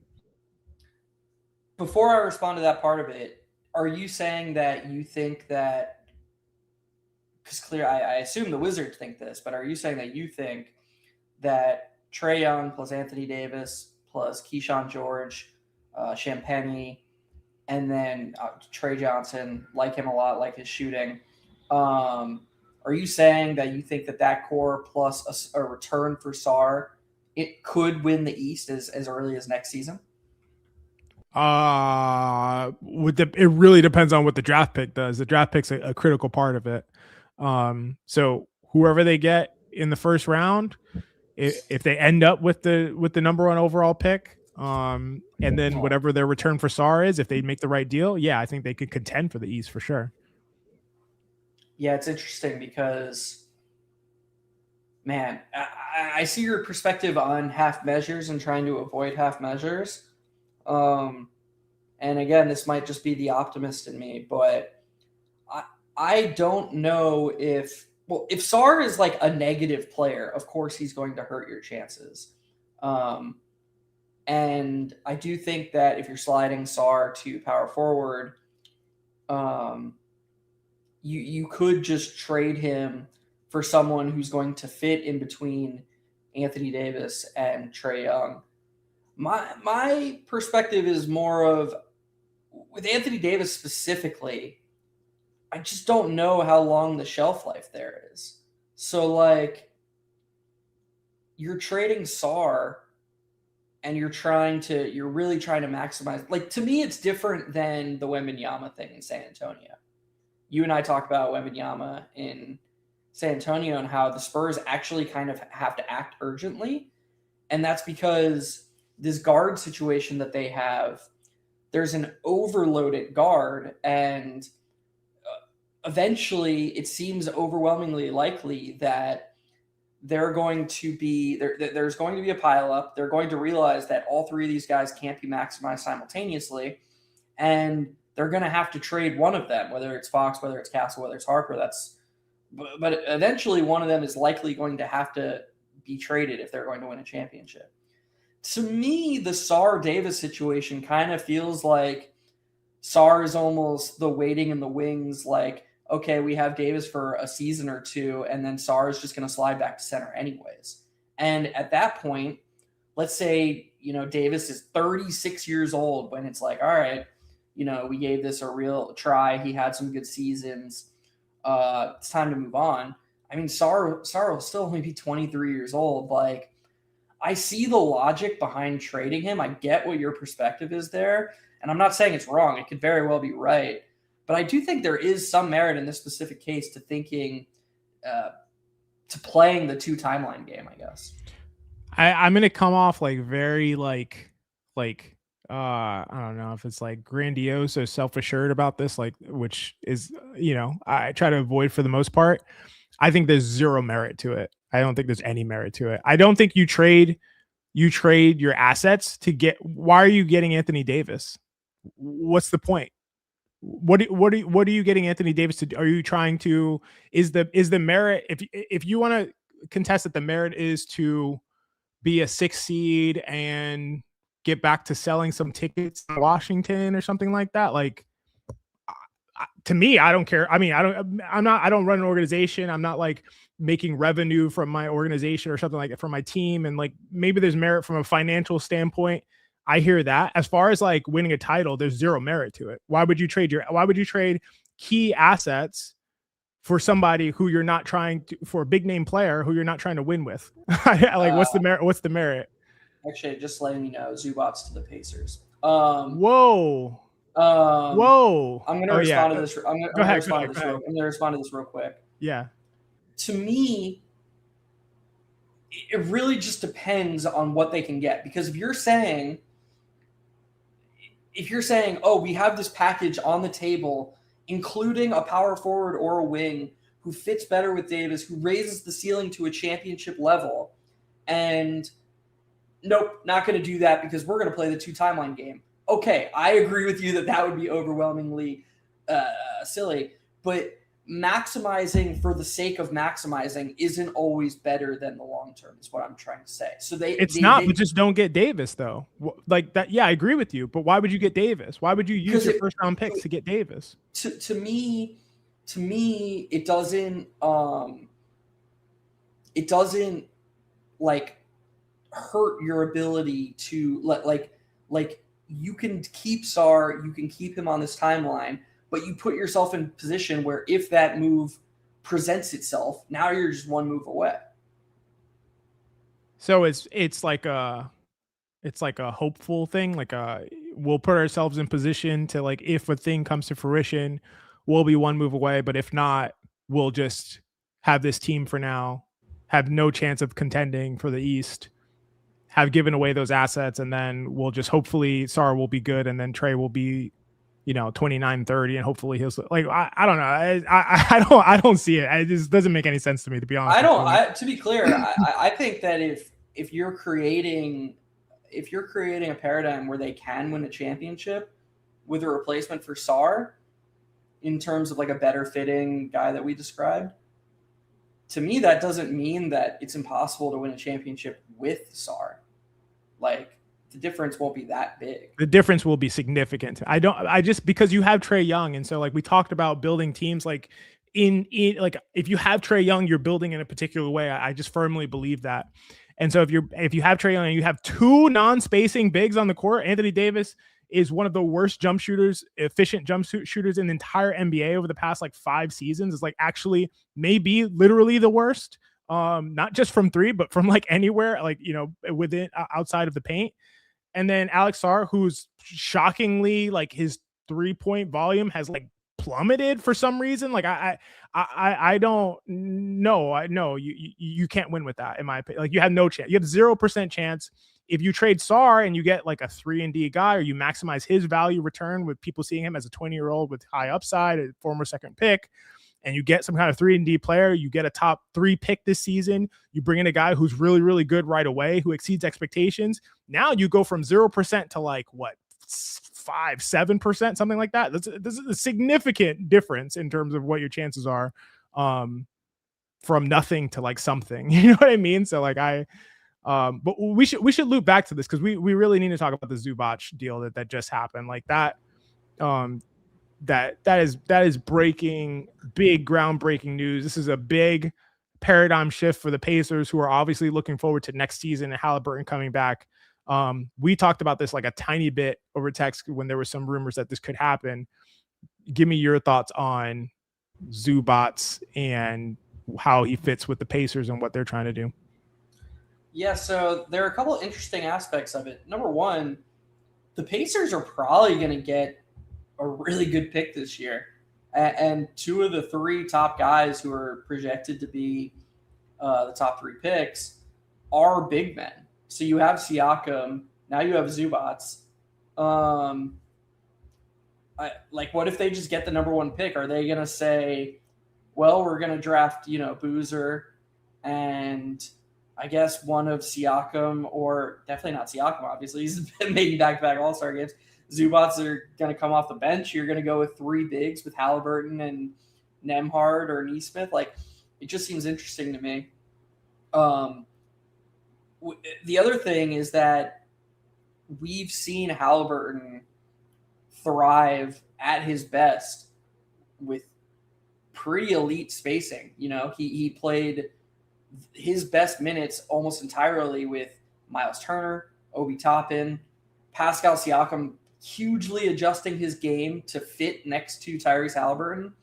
We've never really seen Halliburton play with the type of rim running center that Zubac is. I'm not saying it can't work, because I like it defensively. I like what Zubac how he can help Halliburton specifically, but the whole team defensively. But I think it's a little bit trickier than looking at, who Zubac was last season, how elite his impact was last season, which, to be clear, was very, very, very good. He was very underrated. I think it's a little bit more difficult than just looking at that and being like, oh, this is just a slam dunk fit. Yeah, this is Knicks fans. If Knicks fans are in the chat, or anybody who is a fan of a team in the Eastern Conference, you'll like to hear this. I don't think this is good for them. I don't think this is good for. I don't think this works. I think that Tyrese Halliburton will really thrives with spacing type of 5. I think that he's different from Trae Young in that way. I think Trae Young can thrive with a rim running rolling 5, and I don't think that Halliburton's the same kind of guy. I think Halliburton thrives off of quick probes, trying to see what he has very early, attacking the rim when there's no rim protector there, making very easy, simple passes, cashing in. We talked about Tyler Kolek doing this earlier. When you're talking about like the elite of the elite of the elite at being able to cash in on small edges that your defense allows you, like, oh, you took one wrong step, you're done. Halliburton's going to cash in on that. It's over. Like that is you just gave up 3 points. Sorry. Like that is what Tyrese Halliburton does. That becomes a lot harder to do when the team is not when there's the rim is not wide open, and there's only 3 guys around the perimeter instead of 4. That becomes a lot harder to do. And so for me, this Zubac, Siakam, Halliburton trio they're going to be good. Like Halliburton's an elite player. Like, and Siakam has shown his ability to adjust and adapt his game. His 3-point shooting's got a ton better and more consistent and higher volume. Really good player. They still have Obi Toppin there, who is going to be able to space for them. Like, if they'll still be good, they're going to do something with Mathurin, so they'll still be good. But is that gonna win the East? Is that gonna be the team that we saw go up against the Knicks and beat them in a series? Go up against the Oklahoma City Thunder, like an all-time great looking team, and seem like if Halliburton didn't get hurt, they might have won that game in that series? Nah, I don't see it. I really don't see it. I don't love this for them, and I think they're just going in the wrong direction as far as team build, which I think is everything nowadays. So that's my opinion. Obviously, just like I'm making big claims here, so we're gonna look back, and some of these are gonna look crazy, and some of these are gonna look prophetic. But this is not good to me. Yeah, the one thing that has me a little bit hesitant in terms of just completely hating it is when the Pacers traded for Siakam. It was like, how can Siakam be the guy he was in Toronto when you want Halliburton to be his best self? Like there was a clashing of styles there that didn't seem like it was going to work. And Siakam adjusted his game in a way that really, really was unpredictable at the time. It's very impressive. Now, I don't think Zubac is quite as malleable as even we would have thought Siakam was at the time. But I think it's possible, optimist in me here, I think it's possible that Halliburton is able to adjust the way he helps his teams in terms of the way he attacks these pick and rolls that fits better with a rim running center. Than yes, we've seen him thrive with stretch fives and with maximal space, but that doesn't mean that it's the only way he can thrive. We've never seen him with a rim running center who's formed a good partnership with a James Harden the way Zubac has. And so what I'll say is that Halliburton's one of the best players in the league, and you want to optimize him in a certain way. You want to create the parameters for which he can be his best self. That doesn't mean that he's not able to adjust or improve so that it works now with this new style and this new type of basketball. The other thing I'll say is that, in my opinion, the presence of Zubac is going to raise the floor of the Pacers defense in a way that the Pacers offense doesn't have to be as overwhelmingly awesome as it was beforehand. And then the second thing I'll say is, when Halliburton was a pick and roll partner with Miles Turner, they pretty much just leveraged Turner's shooting to create that downhill path to the basket for Halliburton. He wasn't actually a good screener. It was like, oh, Turner's popping open, we have to guard that because we can't just let him catch. And then Halliburton would figure out very quickly, okay, are they going to hop in front of me, or are they going to switch on to Turner, and he would create the advantage that way. Zubac is immediately going to be probably the best screener that Halliburton's ever played with. And so while he's not creating space through shooting or through spacing on the perimeter, he might help Halliburton create certain advantages in terms of pathways to the basket just by being a better screener. Yeah, I think that's definitely true. And what I love the most is your point about the defense. I think that the Pacers have a chance to be a very, very good defense, if not a great defense. And so their bar for where their offense needs to be is much, much lower. But I think there's very little chance, even if Halliburton, I think Halliburton's obviously an excellent passer, an excellent playmaker, and can adjust. I don't think it's going to be like he's going to be like, oh no, there's no shooter here. What do I do? Like he's not going to be like a bad player or something. He's going to be an all-star level guy regardless. I just don't think you're maximizing Tyrese Halliburton is my point. And when you're talking about Pascal Siakam, it's like, well, Pascal Siakam is the one who like effectively entirely adjusted his game to suit Tyrese Halliburton. It wasn't like Tyrese Halliburton did a lot, at least from my perspective, to make Siakam like a better version of himself. Like Siakam entirely adapted his game. His seconds per touch went down. His dribbles per touch went down. His wide open 3-point shooting, like his career high was like 37%. Then he shot 43% on those. That has nothing with Tyrese Halliburton. That's him standing, shooting a wide open 3-point shot.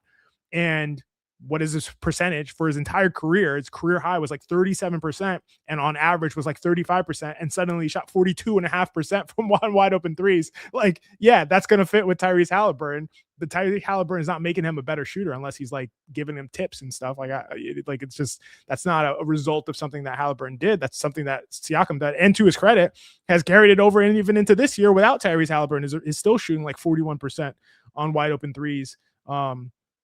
On the highest volume that he shot at in a really, really long time. So Siakam's just way more malleable than I gave him credit for, and was able to like take his game to in a different direction. But again, that wasn't a result of something that Halliburton did. And so obviously Zubac is not going to start. Well, I don't want to say obvious. This is the modern NBA. Anything can happen. I don't think Zubac is going to start shooting threes and spacing. So it's going to be a different style. I just don't think their offense is going to be anywhere near as good. But to your point, their defense will be better. And if Zubac can get to form from last season, that will make a huge and significant difference. Shams said that the return for the Clippers is going to be a 2026 first round pick from the Pacers, which is interesting. Protected 1 through 4 and 10 through 30. I've never heard of that kind of protection before. I don't know if you have, Geoff. So if it falls between 5 and 9, it goes to the Clippers, and if not, I guess it doesn't convey or carries over, and then plus a 2029 unprotected first. That's a weird protection. That's very, very strange. Yeah. So Matherin's outgoing, Isaiah Jackson, and then those 2 first round picks and 1 second for Zubac and Kobe Brown. So that's a weird. Do you guys know about, like, in the chat, like, that is a bizarre. Have you heard of those protections before? 1 through 4 and 10 through 30.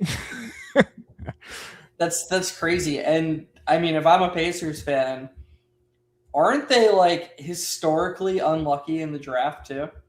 Obviously, that's not predictive, but it's just like if I was a Pacers fan, I'm pretty sure, actually, I could be wrong. I think the highest pick they've ever had is like 7. Oh no, they had the second pick in '88. Okay, they've never had the number 1 pick. Okay, they've had the number 2 pick twice, but or a couple times. They've never had the number 1 pick though. That's crazy. This is the thing that feels the most to me ever, like gambling in the NBA. Like, obviously, besides the actual gambling that happens in the NBA, like, this is like a version of team gambling, because the Pacers right now are 3rd in odds for the first pick, and they're saying is this essentially, if it's 5 through 9, it's outgoing, and if it's ahead of that or behind that, they keep it. And it's like, what are the percentage chances? Is 5 through 9? It's probably pretty high, given that they're the 3rd pick. I can't do the calculation right now, but there's probably a pretty good chance that lands in 5, 6, 7, 8, or 9. I would imagine. Like, they could. There's only a 14% of number 1 overall, and a 52% that they're top 4.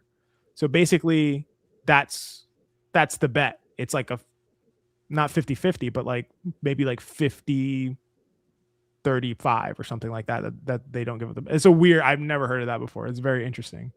Yeah, and Adam Silver's he's gonna do the thing, Indiana versus LA. We all know how this is gonna go.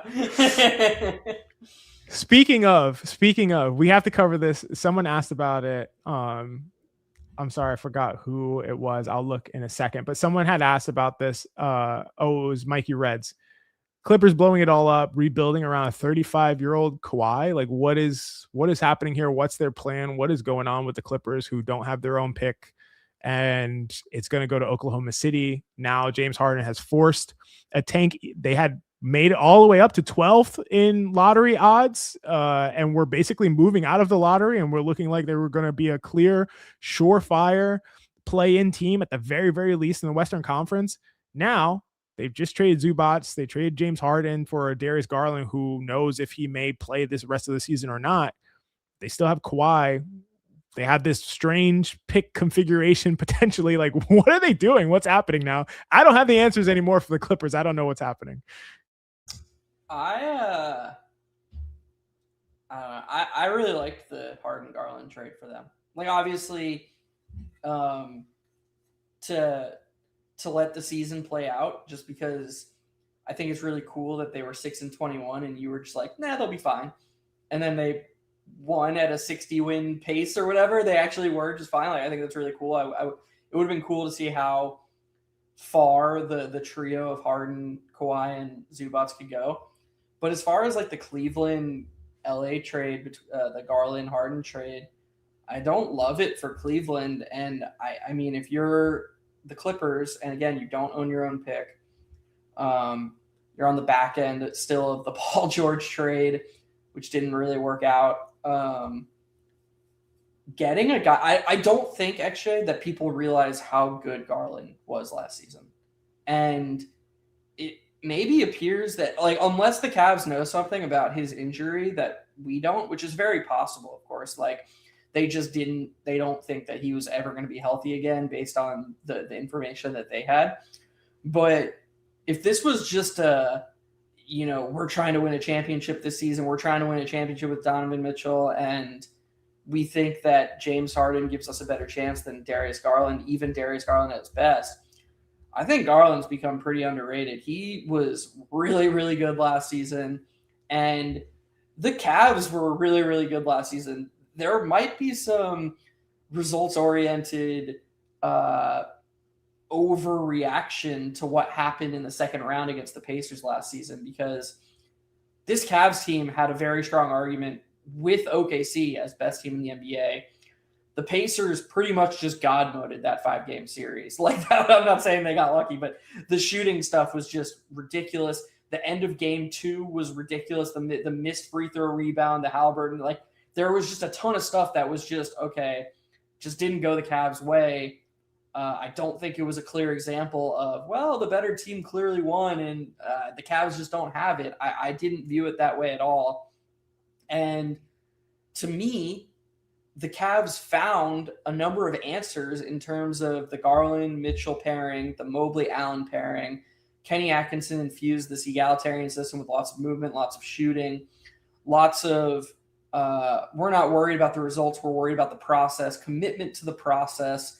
And this season, despite the fact that they're only 4th in the East, a lot of that was just injuries and getting and Lonzo disappointment specifically. But to me, it felt like they were on their way up, get healthy, get Mobley back, and they were just going to be a problem in the Eastern Conference playoffs. It was inevitable that they were going to keep getting better and be a really tough out for anyone.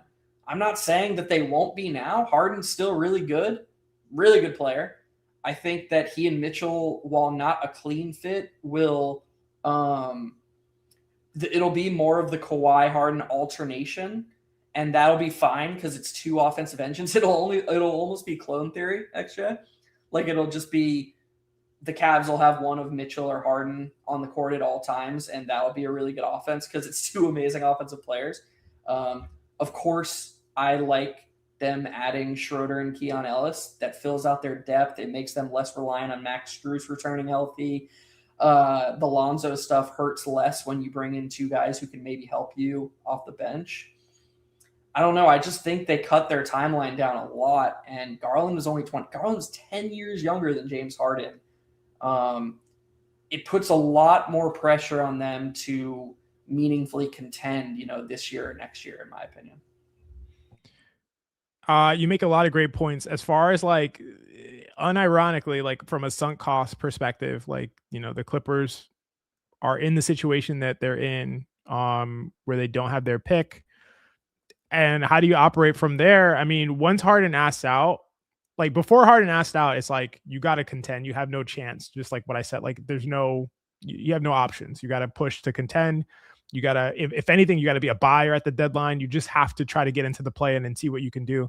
Once Harden asks out, and you're trying to maximize the return for him and you get the Darius Garland option, I think that is a maximized return for him. I think that is the best that they could have possibly done for a 36-year-old James Harden. Like I think I fully agree with you. I think that's an incredible deal for them. I love Darius Garland. I think as long as his toes are not permanently damaged and he will heal at some point, this is unbelievable what they did in order to kind of get back a return haul for James Harden. And what they did for Zubac is really, really good. I'm seeing now from Shams that if the Pacers' first round pick falls outside of 1 through 4, 10 through 30, it converts to a Pacers 2031 unprotected first.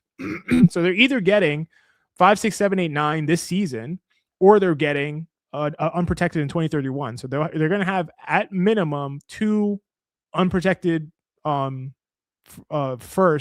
future first round picks from the Pacers, which is going to be really valuable moving forward. I guess the Pacers just assume they're going to be in contention every season, but that's a long time from now. It's several years from now. So anything could happen.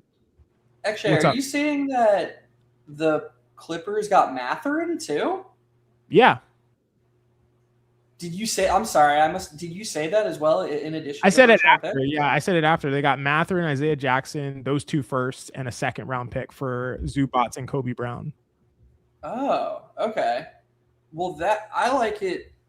I like this for the Clippers even more. I like Matt. I mean, I know Mathurin hasn't really been like super good, but I also think it's just been hard for him in Indiana. He's been battling injuries up until this season. He's really been playing for a team that isn't a great fit for him because they were good and it was Halliburton's team. They bring in Siakam. Siakam's the clear. Like we talked about Kuminga earlier, and Mathurin in a weird way was kind of like the guard version of Kuminga in that, well, first of all, he draws a lot of fouls like Kuminga does, but also it just was never really a clean fit in Indiana.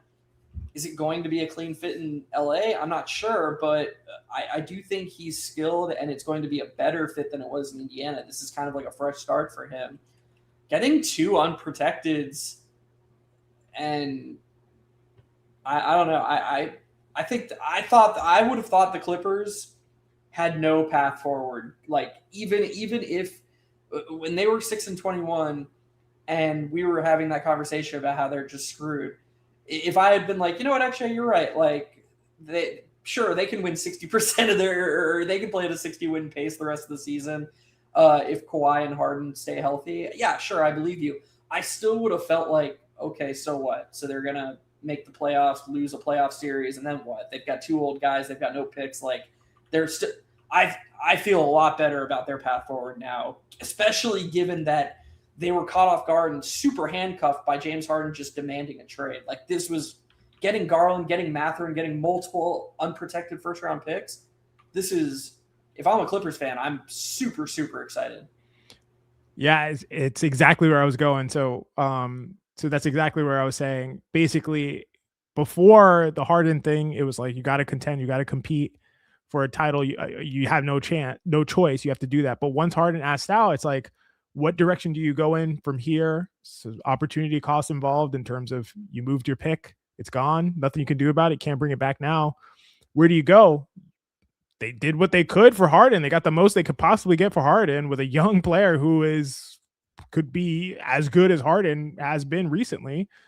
And then you're going to move Zubac, and could you have gotten a better haul for Zubac? Probably not with in terms of like, you could even have a top pick this season that you didn't have a pick in.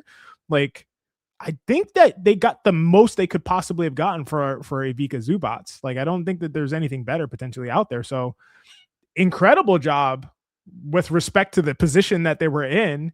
And yeah, it's going to cost you in terms of the fact of OKC is probably going to get a better pick. and that's going to hurt you in a Western Conference. But you can't think about things that way. You have to do the most you can for your team in the current moment. As far as Kawhi, there's 20 minutes left, and what I'm going to do is I'm going to run to the restroom. I'm going to let you talk about Kawhi for a little bit, and then when I get back, I'm going to see if I can add like Sham's page on the screen or something like that, so that we can see if anything happens in the last 20 minutes. But actually, your Hornets just made another trade. I know. I wanted to talk about it. Like, it's like why are they masterminding everything right now? Like I wanted to go off on this, but I got to pee so bad. Like, they literally just took on Tyus Jones' contract, got two second round picks for it, and then flipped him and got a trade exception for it. Like they literally just for free got 2 firsts and a trade exception. Like, that's literally what just happened. That's outrageous what they've just done. But anyway, I want you to go on Kawhi for a little bit, or go wherever you want. You can interact with whatever you would. You do whatever. But I want to hear your perspective on Kawhi, because it's a weird situation. Why do you have Kawhi? Why aren't you maximizing your return on him? Are you planning on him being like really great for the next 2 years or something? Like, what's the plan around that? I don't know, but I'll be right back. Yeah, it's Kawhi's just, it's weird feeling like I'm talking to nobody, but I'm talking to the audience, which is great. The thing about Kawhi that makes him super unique is that he probably has one of the 5 highest ceilings of his generation in terms of a player, but you just can't bank on it in terms of consistently being healthy. So how do you juggle that thing? Like, it's almost like the half measures we were talking about earlier.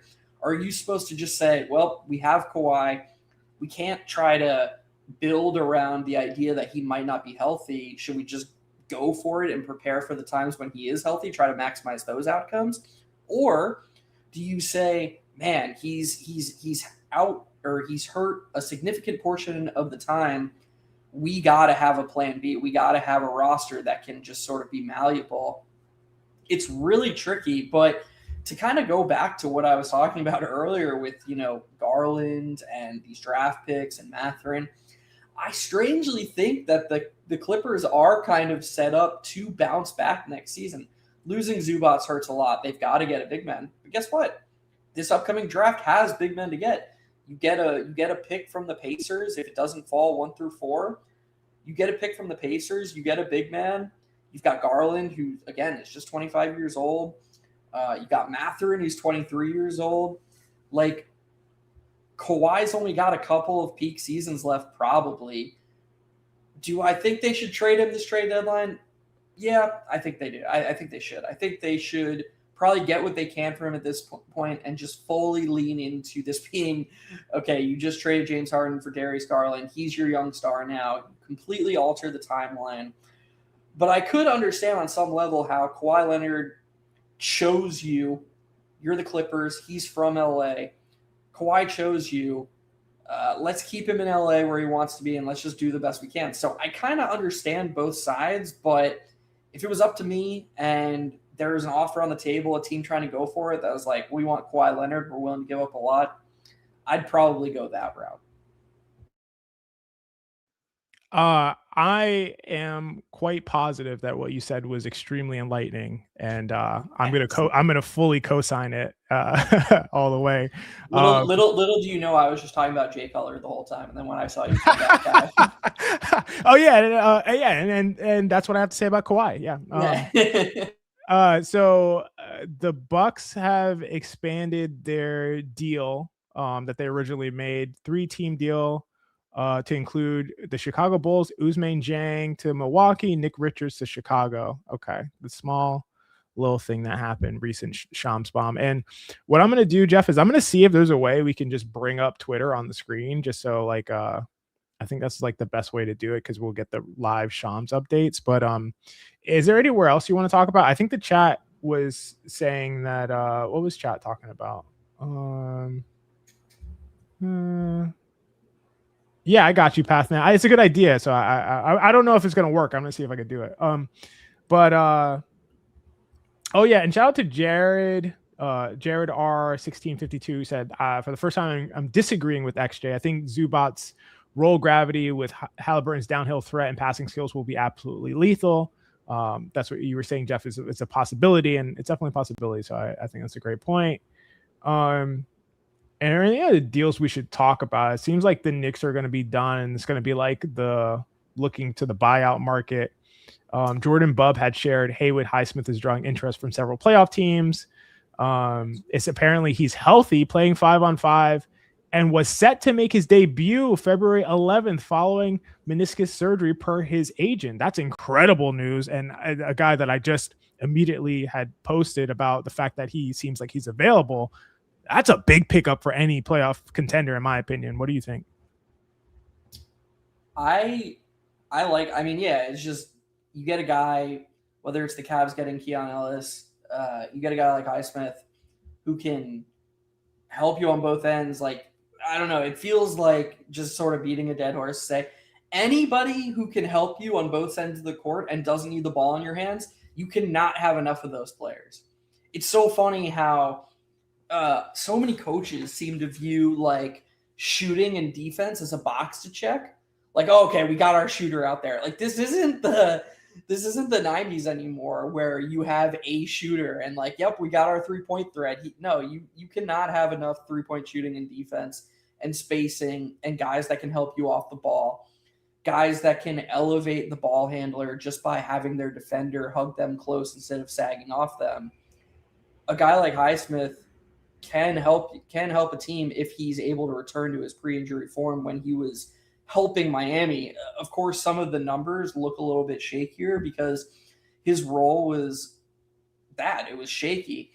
But I think Highsmith at his best showed that he can be helpful to a team in a playoff situation. I really like Highsmith. I think he's really good. And I think that, to your point, like you were talking about, as far as like being able to help you on both ends, I don't know. I think that there's not going to be a guy like that available outside of him. I think he's the guy.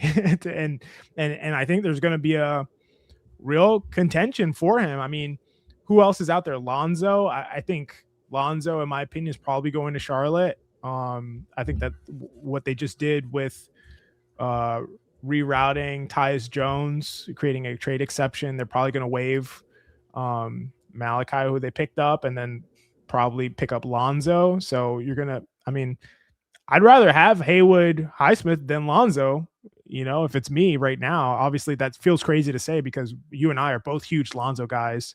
Yeah, I feel like it's going to be hard to come by to get a guy who's going to really improve your defense and be able to space the floor. And at the size that he's at, if he's already playing 5-on-5s and was going to make his debut soon, and he's looking good and healthy, now he has 2 months to really get in game shape and playoff shape. You're not going to do better than that right now, in my opinion. I don't know how you could, even in a trade with the guys who are available. You're not going to really do better than that. Yeah, I think the biggest thing a playoff team can do, if you're not trading for a star level player and just completely altering the paradigm of the dynamic of your team, I think the biggest thing you can do as one of those teams is to get a guy who you can just infuse synergistically and seamlessly. And Highsmith is one of those guys. Like, any team he joins, you can just throw him into the rotation and it shouldn't really mess things up. He should just be purely additive. So yeah, I think Highsmith is, again, assuming he's able to play at his pre-injury level, I think he's someone that contenders should be in on. What did you think, XJ, of the AO deal to Minnesota? I think it's a great deal for Minnesota. I honestly think, like, it's, to be honest, man, this is going to sound extreme. Depending on what they were going to give up, talking about giving up Jaden McDaniels and giving up,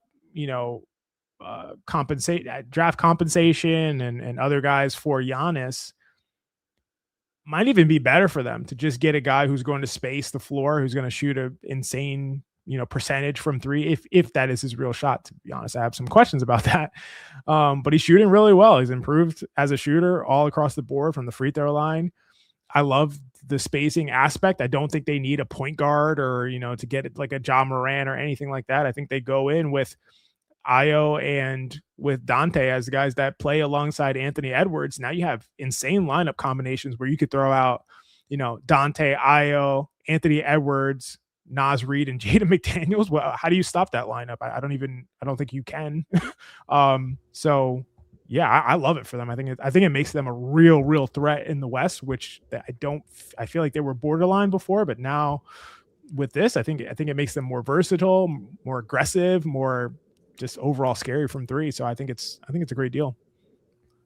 And assuming they don't, there have been some murmurs that they might just get Conley back. But yeah, speaking of XJ victory laps, have you noticed that one of your guys from Minnesota has been playing sick lately?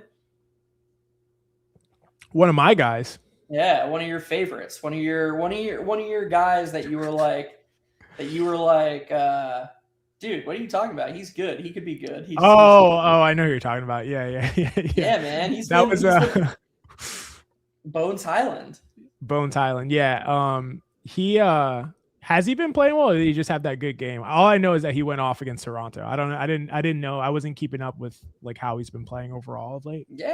Minnesota fans seem to be coming. There was something we talk about a lot is fans seem to be really attached to the guys they draft, especially when they draft them like in the lottery. So there was like a civil war in Minnesota over Dillingham versus Bones Highland. Like there was the one side that wanted them to free Dillingham and play him. And yeah. There was the one side that was like, Bones is better. Why isn't he playing more? Yeah. And it kind of just really worked itself out. And I feel like with Conley when Conley hasn't played and like Bones has played fairly well overall. So a team that really only had DiVincenzo as a reliable guard next to Edwards could all of a sudden have a couple reliable guards off the bench to really fill out their team. We know they have no shortage of front court options with Gobert and Randall and Nas Reed and McDaniels. That is, yep. You have those four guys healthy. Those four guys are going to eat up all the minutes there. Edwards can slide down to small forward. He's pretty malleable there. You put the ball in his hands and surround him with shooting and size and defense. This Timberwolves team has proven already to be a tough out in the playoffs. It could be that again.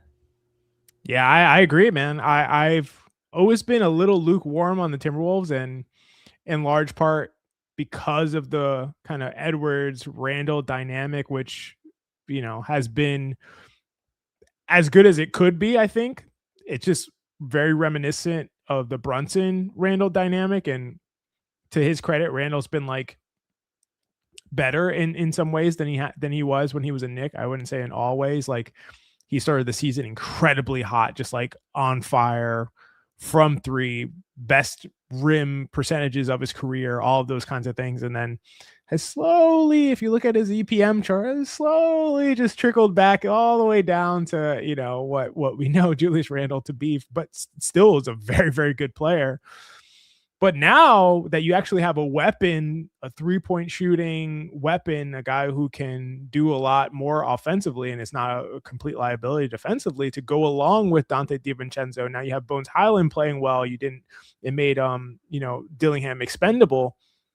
Now you kind of have a full, cohesive, comprehensive team with no real holes or weaknesses. So that's a tough out for anybody, and no one wants to see them in the Western Conference, though. Houston, Oklahoma City, like that's not a team you want to play. Yeah, definitely not. And Finch really only likes to play guys in the playoffs. Those are your 8 guys. Like, you're healthy. You have 8 guys. Again, starting lineup of DiVincenzo, Edwards, McDaniels, Randall, Gobert.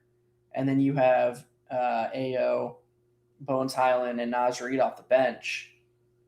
That's Finch will roll with that. He's not going to force other guys to play if he doesn't believe in them. And those are the worst of those 8 guys is a good player. Like, this is a really good team that can give you issues on both ends. I think I just never got the Giannis thing for them at all. I don't get why. So first of all, let's ignore the fit stuff. let's ignore that Damian Lillard and Giannis were not synergistic at all, even though we all thought they would be, because Giannis likes having the ball in his hands. Let's just pretend for a second that Giannis could get traded to Minnesota and he would say, all right, Ant, this is your team. I'm going to embrace being a roller like I never have ever. Let's just pretend that the stretch 5 stuff doesn't matter, that he'd be playing next to Rudy Gobert in a spacing environment he hasn't played in 5+ years. Let's ignore all of that stuff. You're giving up Jaden McDaniels and another player. You're not even like, just from a pure roster standpoint, now you're shorthanded. Your depth isn't very good. Is Giannis plus Ant plus a limited supporting cast even good enough to win a championship in 2026? Even ignoring the fit stuff, even if it was a perfect fit, I never got it for them. Yeah, I agree. And it seemed like they were dead set on making that happen. And like, to Dirty Dancer's point, like, why not just keep Kobe White? You know, like, why, or not keep, but like, it sounded like they had that option and they were like, nah, we want to save our space for Giannis. It's like, I mean, guys, like, just, you had a great skeleton of a team, and maybe they always knew that they had this IO option. But you know, I like, I don't know. What do you think? Who would you have taken, Kobe White or Io DeSumo? By the way, we got 4 minutes till the deadline, so if anything comes in, drop the bombs in the chat. I'll flip it back to Shams, but let us know. Who would I? Oh, I like Kobe better, but I don't know. Io's been sick lately. He had a game against the Heat that was like, I was like, oh my God, he can do that. Like, he was, I don't know. It's weird. And I'll just be upfront. I don't know a ton about Io's defense, like how good he is on that. Do you, like, how good a defender is he? I think he's a little shaky. Like, I think he's having a good impact season this season, but I don't think he's that good defensively. He's like not like undersized. He's like has decent size for a 2 guard or like a big 1 or something like that. Like how he will play in Minnesota in some cases. So I think it works for him in terms of the matchups that he'll get, but I don't think he's like a really great defensive player or something like that. I think he's not going to hurt you on that end. They're not going to attack him necessarily, but I don't think he's like very good. And obviously Kobe White's terrible, and so that's a slight difference. But Kobe White is like a much better offensive player to me, and I don't buy Io DeSumo's shot this season. I don't know if you do, but like I'm not buying it. I would need to see that for a lot more. When you say you don't buy it, are you saying you don't think he's a 45% 3-point shooter, or are you saying that you don't think he's a good 3-point shooter? Oh no, I mean, I don't think he's a 45% 3-point shooter. Okay, well, yeah, sure. I mean, that's fine. But he doesn't have to be a 45% 3-point shooter to be helpful to the Timberwolves. Oh no. I think like I talked about, I think it's a helpful move, but we were just comparing the two. We were comparing Kobe White and Io, and I believe Kobe White is an excellent 3-point shooter and will shoot them on high volume, whereas Io, I think, is shooting above his head and is not even a high volume shooter at this point. So that's a big difference between them to me. Although, like, obviously DeSumo has gotten downhill a lot more this season and can get to the rim. So that's, you know, it's kind of a toss up, but like, I like Kobe better personally. And so I could understand a team wanting either player. Maybe Io works better for the Timberwolves. We have 2 minutes left. I don't see any bombs in the chat. I don't see any bombs on Shams's page. I don't know if I'm missing something, but seems like not much is going to happen. I think we should revisit the Knicks deal, because we talked about that.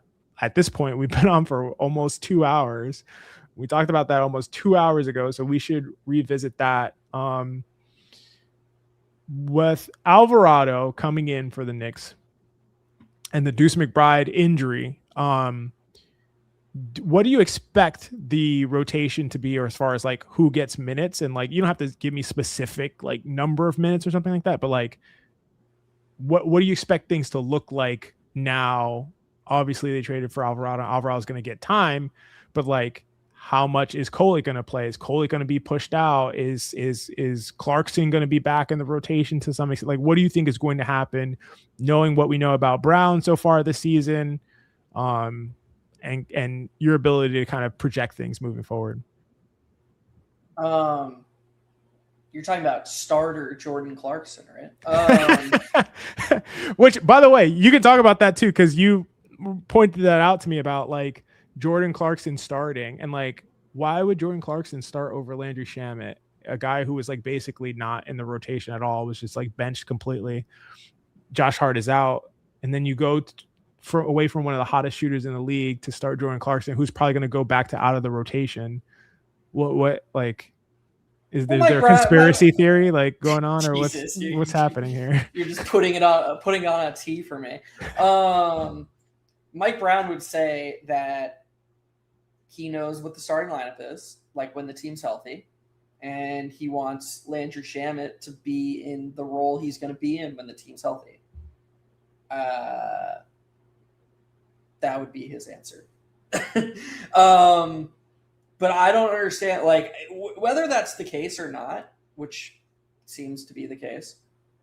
The lineup of Brunson, Mikal Bridges, OG Anunoby, Landry Shamet, and Karl-Anthony Towns, like, very clearly has merit, and very clearly, especially if you knew that something was going on with Deuce, and Deuce wasn't going to be in the short term, wasn't going to be a part of the equation, is definitely something that's going to matter down the stretch and in the playoffs. I can't for the life of me understand why you would play a lineup that is not going to matter and is not going to have any relevance in any matchup that matters. I can't for the life of me understand why you would choose to do that. Yeah, it's like okay, Landry's going to be in this role, and so you want to keep him in this role. Like, really, when a guy gets hurt, is that the option? You just bring, like, and this is the second year in a row that we've seen this stuff. And is this a coach, an NBA wide thing where coaches like would prefer, like, hey, Mitchell Robinson's hurt, let's not start Isaiah Hartenstein, who has proven to be like actually one of the best defensive centers in the league over the past couple of years. After following this, let's start Jericho Sims so that we could keep Hartenstein in his previous role. Like, I don't get that reasoning at all. It really doesn't make sense to me. The Tibbs thing was so funny though, because he did what he did. Like, remember in Tibbs' first season as coach of the Knicks, when he realized that Elfrid Payton wasn't good, but like he didn't want to mess with the starting lineup. So what he would do is he would start Payton and then play Derrick Rose like the last 19 minutes of each half consecutively because Payton was unplayable, but he had to start. Like, it was just so he did that with Jericho Sims. Like, Jericho Sims would start the game. He'd play the first 5 minutes, and then Isaiah Hartenstein would play the last 19 minutes of each half. Super shocking that he was not his best self in the playoffs that year. Like, I don't know, man. I think it's just like a coach thing, though. I think it's just like, I truly think that and I'm not even saying they're wrong. They have more experience coaching at this level. They know the personalities, the players better than I do. I think they truly believe in this idea of like, Landry Shamet's going to come off the bench when we're fully healthy. I don't want to mess with that. I don't want to put something new in. And that might be right. I can't definitely say that's wrong. I don't know. My perspective is that I don't think that's the best thing, but I can't say that I know for sure. Yeah, he started games though. So like, why did he start those games? I don't. How do you reconcile it? I don't know. I mean, the only other explanation would be that like literally they didn't want the Shamet lineup to succeed. Like, they didn't want that to be. Now I got it out of you. I got it out of you. That's the only other possibility, is that like, yeah. Yo, is that they're just trying to avoid the conversation entirely. They're just like, this is our starting lineup. We're not even gonna let the idea of any other starting lineup be possible. So, because if the Knicks won by 30 against the Nuggets with Jordan Clarkson starting, nobody would be like, see, this is why Jordan Clarkson should go from out of the rotation to starting. It would just be like, oh, they played a really good game. Landry Shamet did it. Landry Shamet, who's been playing amazing lately, fits with the starting lineup better, et cetera, et cetera. Now you open doors to maybe some uncomfortable conversations. So, I mean, to me, that's literally the only thing that makes sense. But again, I don't know for sure. I like that you dropped the conspiracy. Like, listen, I don't know for sure, but this conspiracy is the only thing that makes sense. Yeah, I don't know. It does make sense if that were the case, because it doesn't make a ton of sense to me to not play your best lineups for more minutes. And even if you think Landry Shamet's going to be coming off the bench, what if you play this lineup and it just blows you away and you're like, you know what? I need to reconsider that. Like, are we open to reconsidering what we originally thought? Why not? Why would we not be open to that? So very strange to me. Shout out to Sonic the Carlos, who said, once again, the Magic do nothing. I'm sorry. I'm sorry, Carlos. The Magic did not do anything of consequence aside from pay 2 second-round picks to get off of Tyus Jones' contract, which seems unnecessary.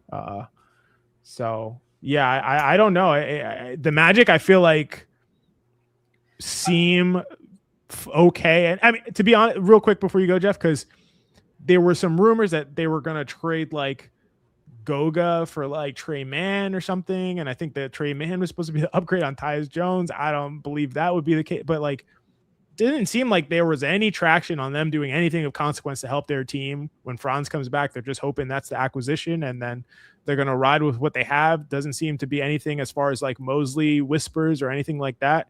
I don't know what the Magic are doing from an front office perspective, from a coaching perspective. They have a great, talented, deep roster, and I think they're wasting them, and it's really unfortunate.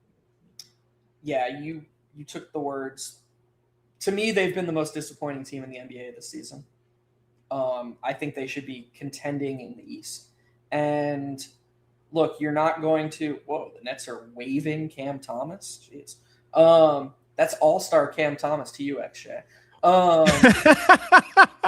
If you know, you know. Look, don't let your New York bias get in the way of analyzing Cam Thomas. Actually. My Knicks bias is making me think that Cam Thomas is not an all-star over every other guard in the East. Yeah, so. That may just be the craziest thing anyone said to you. Like, of all that, like, he chose the exact wrong person to accuse bias of, and that's one of the nuttiest things anyone's ever said to you. The Orlando Magic should be at the top of the East. Now, Jalen Suggs is underrated by everybody.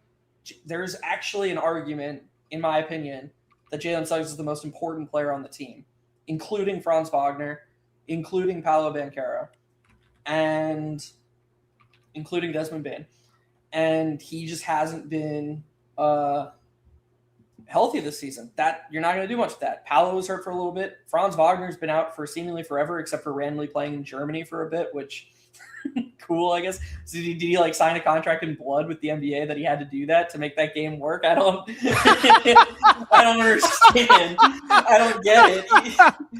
I remember I texted you, I was like, he just came back to play in Germany, and That's then so wild. He literally did. I wasn't serious, but like that's crazy. Like, yeah, it must have been some kind of deal where it's like, yeah, if you can walk, you're playing in Germany, buddy. Like, because literally played in Germany, played in the UK, and then never to be seen again. Like, that's insane. That's the most bizarre story that I haven't heard anybody talk about, really. Nobody's talking about it. It's super wild. But even still, the Magic are too good to be this mediocre. And it's just like, I'm sorry, like, you have a guy in Paolo Banchero. He needs to be better than he is right now. And he has limitations and warts as a player, but he is not being maximized by his coach in the way that he should be. He's not being properly incentivized and put in places where he is right now, Zion, Giannis, and maybe SGA aside, like legitimately one of the best creators of the most valuable shot in the league when he focuses on that. You can't stop this guy. You literally can't stop him from getting inside 2 feet and scoring. And he's like tweener hezzying into 18-footers. You're the coach. It's your job to tell him to fuck off. And excuse me, but like, stop doing that. I don't understand. I don't get it. I don't understand what's happening in Orlando. Mosley just sits there with his arms crossed. They at the same time, he is simultaneously not running enough plays through Paolo, and then the times Paolo does have the ball, it's just like, yeah, dude, do your thing. Go be Kobe. Yeah, you're 6'10" Kobe. And it's like, why don't you get him the ball with a head of steam, with an open paint, where he can just terrorize defenses like he has shown glimpses of his first 3-4 seasons in the league. They're just actively choosing not to do that. There's absolutely no reason, even with the Suggs injury, even with the Franz Wagner injury, Desmond Bane, Wendell Carter Jr., Paolo, they have good players. They should be way better than this. This is hugely disappointing. It's just, I cannot express enough how disappointing the Orlando Magic have been. Yeah, I think you've done a good job at expressing it, because it's definitely one of the most disappointing situations in the league. And it seems weird to me that there's no like hot seat watch or anything like that, because they clearly went all in on Desmond Bane, which made a ton of sense to me, but not if you're going to deploy the team the way that you've deployed the team. So it's really unfortunate. We got a super chat. By the way, I'm sorry, just before you do that, Anthony Black has played way above his head this year. Way above his head. Anthony Black is probably the biggest positive about their team. And the reason I bring that up is because losing Suggs sucks, but Black is like approximating a lot of what Suggs gives you. He's been really good, and it just hasn't mattered in terms of raising their ceiling at all. They have depth, they have top-end talent. There's no reason they can't be meaningfully better than they are. And we should be talking about them as, holy cow, they're this good right now, and they're going to get Franz Wagner and Jalen Suggs back fully healthy to be ready for the playoffs. Are they one of the best teams in the East? And instead it's like, are they going to sneakily be a tough out in the first round for the Detroit boss? It's super disappointing. Yeah, and Suggs has been back, but hasn't played particularly well. I think in the most recent game he did, but like, yeah, getting him fully healthy and good to go for the playoffs along with Franz, like, you'd imagine that they would be still scary for any top team in the East, but it doesn't really feel that way based on how they're being deployed. It just doesn't. Shout out to Mr. Knicks 101. We got a super chat. Appreciate the contribution. How would a Alvarado Deuce backcourt work? We talked about this a little bit earlier, but Geoff, do you want to kind of reiterate some of your thoughts? Has anything changed or expanded over the past couple of hours since you talked about this, which is definitely feasible to happen? Specifically Deuce Alvarado, with their size, with their particular skill sets, how do you think that would work on both ends of the court? I think it would work really well, and I actually think that Mike Brown will lean into it, because I think that they're going to keep the starting lineup as it is. I've been very consistent on that this season. I think that whatever the reason, I think that they have no interest in changing their starting lineup.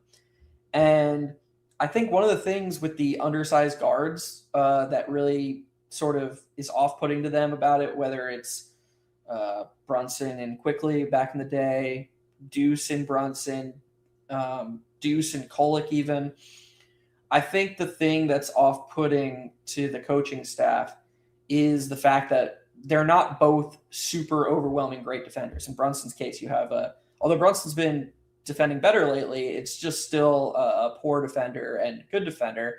And for whatever reason, when you combine the fact that it's not two very good defenders and they're both undersized, it's like they don't think that Deuce is able to cover for the weaker defender as well as, a Mikal Bridges or even a Josh Hart could. I think that's wrong, but I think that's their logic. My point being, I don't know if they have that fear with Alvarado and Deuce. I think they're both viewed as good defenders. They both can hold their own. There's no covering for either one of them. So I see a world where if everybody comes back healthy and they have their fully healthy rotation, the starting lineup stays the same. They've got Brunson, Hart, McCall, OG, and Towns. And then off the bench, you have Alvarado, Deuce, Shamet, and Mitch, which is one of, if not the best bench units in the league. So, yeah, this is exactly what the Knicks needed, both short and long. The short term, recovering from the Deuce injury. Deuce has been one of their most important players. And then long term, assuming Deuce McBride comes back healthy and he's ready to rejoin the rotation, he can just slide next to Alvarado, and you have a really, really tough defensive backcourt to go along with Shamet, who's an underrated defender, and then Mitchell Robinson, who's like the anchor of any lineup that he plays in on that end of the court. Yeah, I agree with all that. I'm so excited for it, like to see some lineups where it's like Alvarado, Deuce, Mikal, OG, and Mitchell Robinson. That'll be a tremendous defensive first lineup. Still have a ton of shooting on the court. Obviously people would be worried about creation. I think Alvarado can run pick and roll with Mitch. And then when you have that much shooting, it's and guys who can run Mike Brown's system, some dribble handoffs, some cutting actions, all of those kinds of things, off ball screening and cuts. I think you can create enough offense. And that defense is going to be very difficult to score on because you're talking about two guys who are going to fight over every screen, claw over every screen, be able to create and generate turnovers, be able to contest from the side, rear contest. And then if they are not able to get over, they're funneling them to Mitchell Robinson in the paint, who's going to be able to defend. And then those two guys can peel switch. They can X out and get out to their to guys who, get off their man and get out to another man and cover up for defensive weaknesses from the other players. They're going to be able to help and recover. That's going to be a fiery squad to be able to see. And so the biggest thing for me for the Knicks in terms of the Alvarado acquisition, especially when Deuce McBride comes back, and we talked about this earlier, but it is the versatility, the flexibility that they now have continued to add. They had a weakness, point of attack defense. They shored it up very, very well. And now they can play in every different way, 3-point shooting and spacing with 5 shooter lineups and Cat anchoring that. Jalen Brunson attacking off of pick and roll actions with Mitchell Robinson or with a bunch of space. You can put them around 5 shooters where teams just go out of their mind when they see Jalen Brunson with 5 shooters. They say, send 2 guys at him, send 3 guys at him, send the whole 5 guys at him. And then Brunson's like, okay, here, let's get a Landry Shamet quarter 3 every single time. And then you can go offensive rebounding bigs, Josh Hart, Mitchell Robinson, OG Anunoby. You can go point of attack defense, having real dogs getting over screens and preventing paint penetration, going for turnover, defensive playmaking. It's just, they can do everything. They can match up with anyone. It's just about deployment and how Mike Brown decides to run them out. But they have everything that they need, in my opinion, now. And so, yeah, it's going to be tough. It's going to be tough to go against them. Yeah, we talked earlier in the season about the Knicks, and we talked about the full roster and the expanded lineups, the greater volume of lineup combinations, the increased strategies, and the way they kind of adjusted, the different things they've been trying, the increased experimentation. And our conclusion basically was that what now matters is what they draw from this increased information. And to me, ultimately, that's going to decide their season, like the ceiling of their season, is when they get to the postseason, what lineups did they decide work best? How are they deploying their players based on what they've seen that will get the most out of all of them? Are they going to be able to do that? Because you add Alvarado to the mix. This is, in theory, one of the 3 best 9-man rotations, 8 9-man rotations in the entire NBA. And it's just up to Mike Brown and the coaching staff and the front office to look at this collection of guys and the information at hand and figure out, based on the opponent that they play in the playoffs or the opponents, what the best way to get the most out of them is. So we'll see if they're able to do that, because they have the roster and they have the players.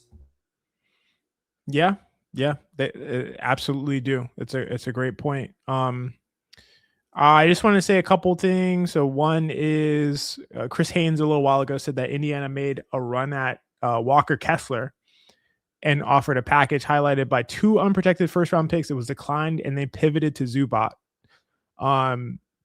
Kessler would have been a much better fit to me. That Kessler would have anchored that defense. Also, very clear that he was working on his shooting and could have been able to provide you at least a little bit of that spacing for Halliburton. That would have been a lot scarier to me than the Zubac's move. But and then the other thing is, we were asked about Boucher, who was released, I believe. Mikey Red said Chris Boucher was just cut and seems like a natural fit for the Yabusele spot.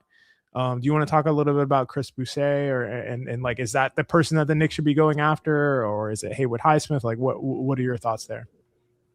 Oh, if it was up to those two, I would go after Highsmith. But Yeah. I mean, Boucher is someone like a plug and play guy. Like he's not gonna. I don't think he's gonna kill you, and he's gonna space the floor. Like as a third big, if Boucher is available and he's not gonna cost you much, you go and get him. You know, like that's a totally reasonable candidate to have on your roster and break glass in case of emergency. Mitchell Robinson's not playing because it's a back-to-back. Okay, let's give somebody 14 minutes or something. Yeah, I think that's a totally reasonable option. I just think that right now, and I think Knicks fans saw it against the Nuggets, it's really, really starting to get time where you're ramping up for the playoffs. You're gonna bump the minutes up a little bit. So could moves like these make a difference? Absolutely. But to be clear, I don't see a world where we're picking up Chris Boucher and he's a regular part of the playoff rotation. Like it's very much this is a 12th guy, somebody who can help you in these moments when you're maybe more shorthanded than you want to be. Yeah, I agree. I think it's a matter of and actually Gavin, on Locked On Knicks has kind of put me onto this thinking where it's like, when you want depth, especially in the playoffs, I always think about things maybe too black or white, where it's like, well, this guy's not going to be able to replace, OG Anunoby, or like if OG Anunoby gets hurt, it's over. You're done. It doesn't really matter. But there are many occasions, and we've seen it so many times over the playoffs, where it's like a guy is hurt for like 2 games. Like they can't play that game, or they can't play the next game, or they missed the second half or something like that, and they can play the next game. It's not like they're out. They're either in for the whole postseason run or they're out for the whole postseason. Sometimes they're out for a game, sometimes out for a quarter, sometimes they're out for 2 games.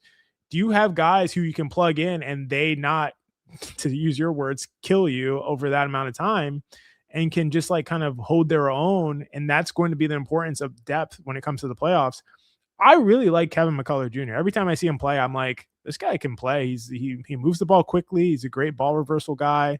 He plays defense well. Sometimes he looks a little nervous about his shots, and I think there's probably feels a lot of pressure to like make the plays every time because he has finite amount of minutes and time. But I think he can fill in here and there. And so I think if you get a guy, Haywood Highsmith, that would be ideal. If you get Boucher, that's a guy who can come in there and hit a couple threes for you. That's really what you need if you're in Knicks, and then you're really all set. You just need Deuce McBride to come back healthy. You just literally do. Geoff, as we're winding down, we'll be here for still a little bit longer until the top of the hour.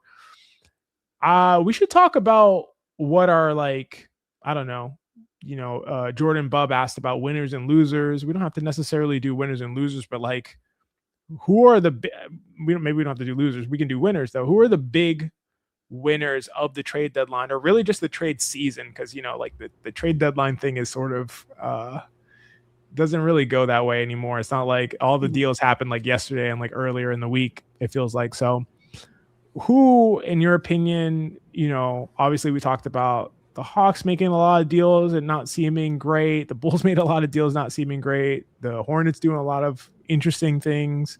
The Knicks making a big important deal for themselves. The Oklahoma City Thunder getting Jared McCain, which we haven't talked about.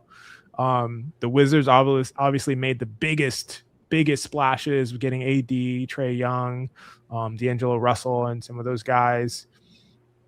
Boston getting Nikola Vucevic, the Harden deal, the Garland deal, the Clippers moving on from Zubac and Harden and getting a bunch of picks and Garland, the Pacers getting Zubac. Like, what are your thoughts? Anybody I missed? Sorry, Utah with Jaren Jackson Jr. Who do you think kind of is the big winner from the trade deadline? The big winner. So I think there were 3 teams. To me, the Wizards and the Jazz and the Clippers. excuse me, the Wizards and the Clippers. I do like what the Jazz did, but I wouldn't. The reason I like what the Wizards and the Clippers did so much is because I really thought they were just, there was just no path forward to respectability in the near future. Like, even looking at the Wizards roster before the Trae Young and Anthony Davis trades, I think if you're a Wizards fan, you could have been excited about Sarr. You could have been excited about Keyshawn George. You could have felt like Koulibaly had just been struggling with injuries and is better than people think he is. Trey Johnson. There was reason to be excited about all of these guys, in my opinion. But with that being said, you needed a lot of things to go right as if you're the Wizards, for example. Like, it wasn't just, well, Trey Johnson's shooting really well this year. If he just makes that, all-star leap, you're still so far away. Like, it just felt like such an uphill climb for the Wizards that was going to, you had their GM come out earlier this season and say, it's easy to be average. We're not trying to be average. We're going for the ceiling. We need to take a step back. Like, you literally had the GM saying this is going to be a multi-year process. And just like that, with 2 trades, we're looking at a Wizards team next season, as early as next season, where there's some excitement in the city. They're going to be a good, in my opinion, assuming Trae Young and Anthony Davis which I think they're assuming, are ready to go day one next season. They're going to be a good team. Like, to me, this was an almost paradigm shifting trade deadline for them in the way they were able to really not give up a ton and take multiple steps forward. And then for the Clippers, again, I said it an hour ago, even with Harden and Kawhi and Zubac, if they were all playing at their best levels, I don't know how high the ceiling for this team was. And then James Harden asked for a trade, and you don't have your first-round pick. You're giving it to the best team in the NBA. Like, objectively, this is one of the worst situations in the NBA. And in my opinion, they pivoted extremely well. And now they got a guy in Garland who's only 25 years old, all-star level player if he's able to return to his 24-25 level, or excuse me, his 24-25 level. They got good stuff for Zubac. Some might argue, based on how he's playing, they didn't even sell high on him, and they got a return that represents more of his peak value, which we're not even sure he'll be able to get back to. I probably would have traded Kawhi too and just completely gone that direction, but we don't know the stuff that's going on behind the scenes there. So, but I really, really like the Wizards and Clippers. And then I just love the Kobe White to Charlotte deal. I think that's sick for them. I think it's exactly what they needed. So I feel like those are the teams that I would focus on in terms of just the overwhelming winners of the trade deadline. Yeah, I love everything you said. The Wizards, for me, I love when a team, basically, to me, like, they saw this opportunity to get Trae, which just kind of fell in their lap, which essentially for free just get Trae Young. Like, they had to give up no real assets of value for them and just get Trae. And they saw that opportunity and just said, yeah, and in fact, we're going to pivot entirely. We're just going to do an entirely different thing than what we were doing. And I really love that for them. I love the ability to be flexible in that. And when an opportunity falls to you, like, yeah, go in a different direction. Like, be open to flexibility and different things and different options. Don't be locked into, like, we're doing this and we're doing this and we're doing this. And they did that. I really appreciate that about them. The Clippers, I would have said the Clippers. I would have said the Clippers are the clear winner of the deadline and the trade season, so to speak. But they kept Kawhi, and the keeping Kawhi doesn't mesh to me. I don't really get what they're doing there. Maybe they were fielding calls. It sounds like they were fielding calls, and just didn't get the kind of return that they were looking for. And he still is going to be under contract next year, so potentially they're going to move him in the off season, in which case that would make a lot of sense. Would be totally fine if that was the case. But he is going to be 35 next season. So I don't know what his value looks like on the market. And so maybe they were just kind of testing it and didn't know yet and didn't want to pull the trigger.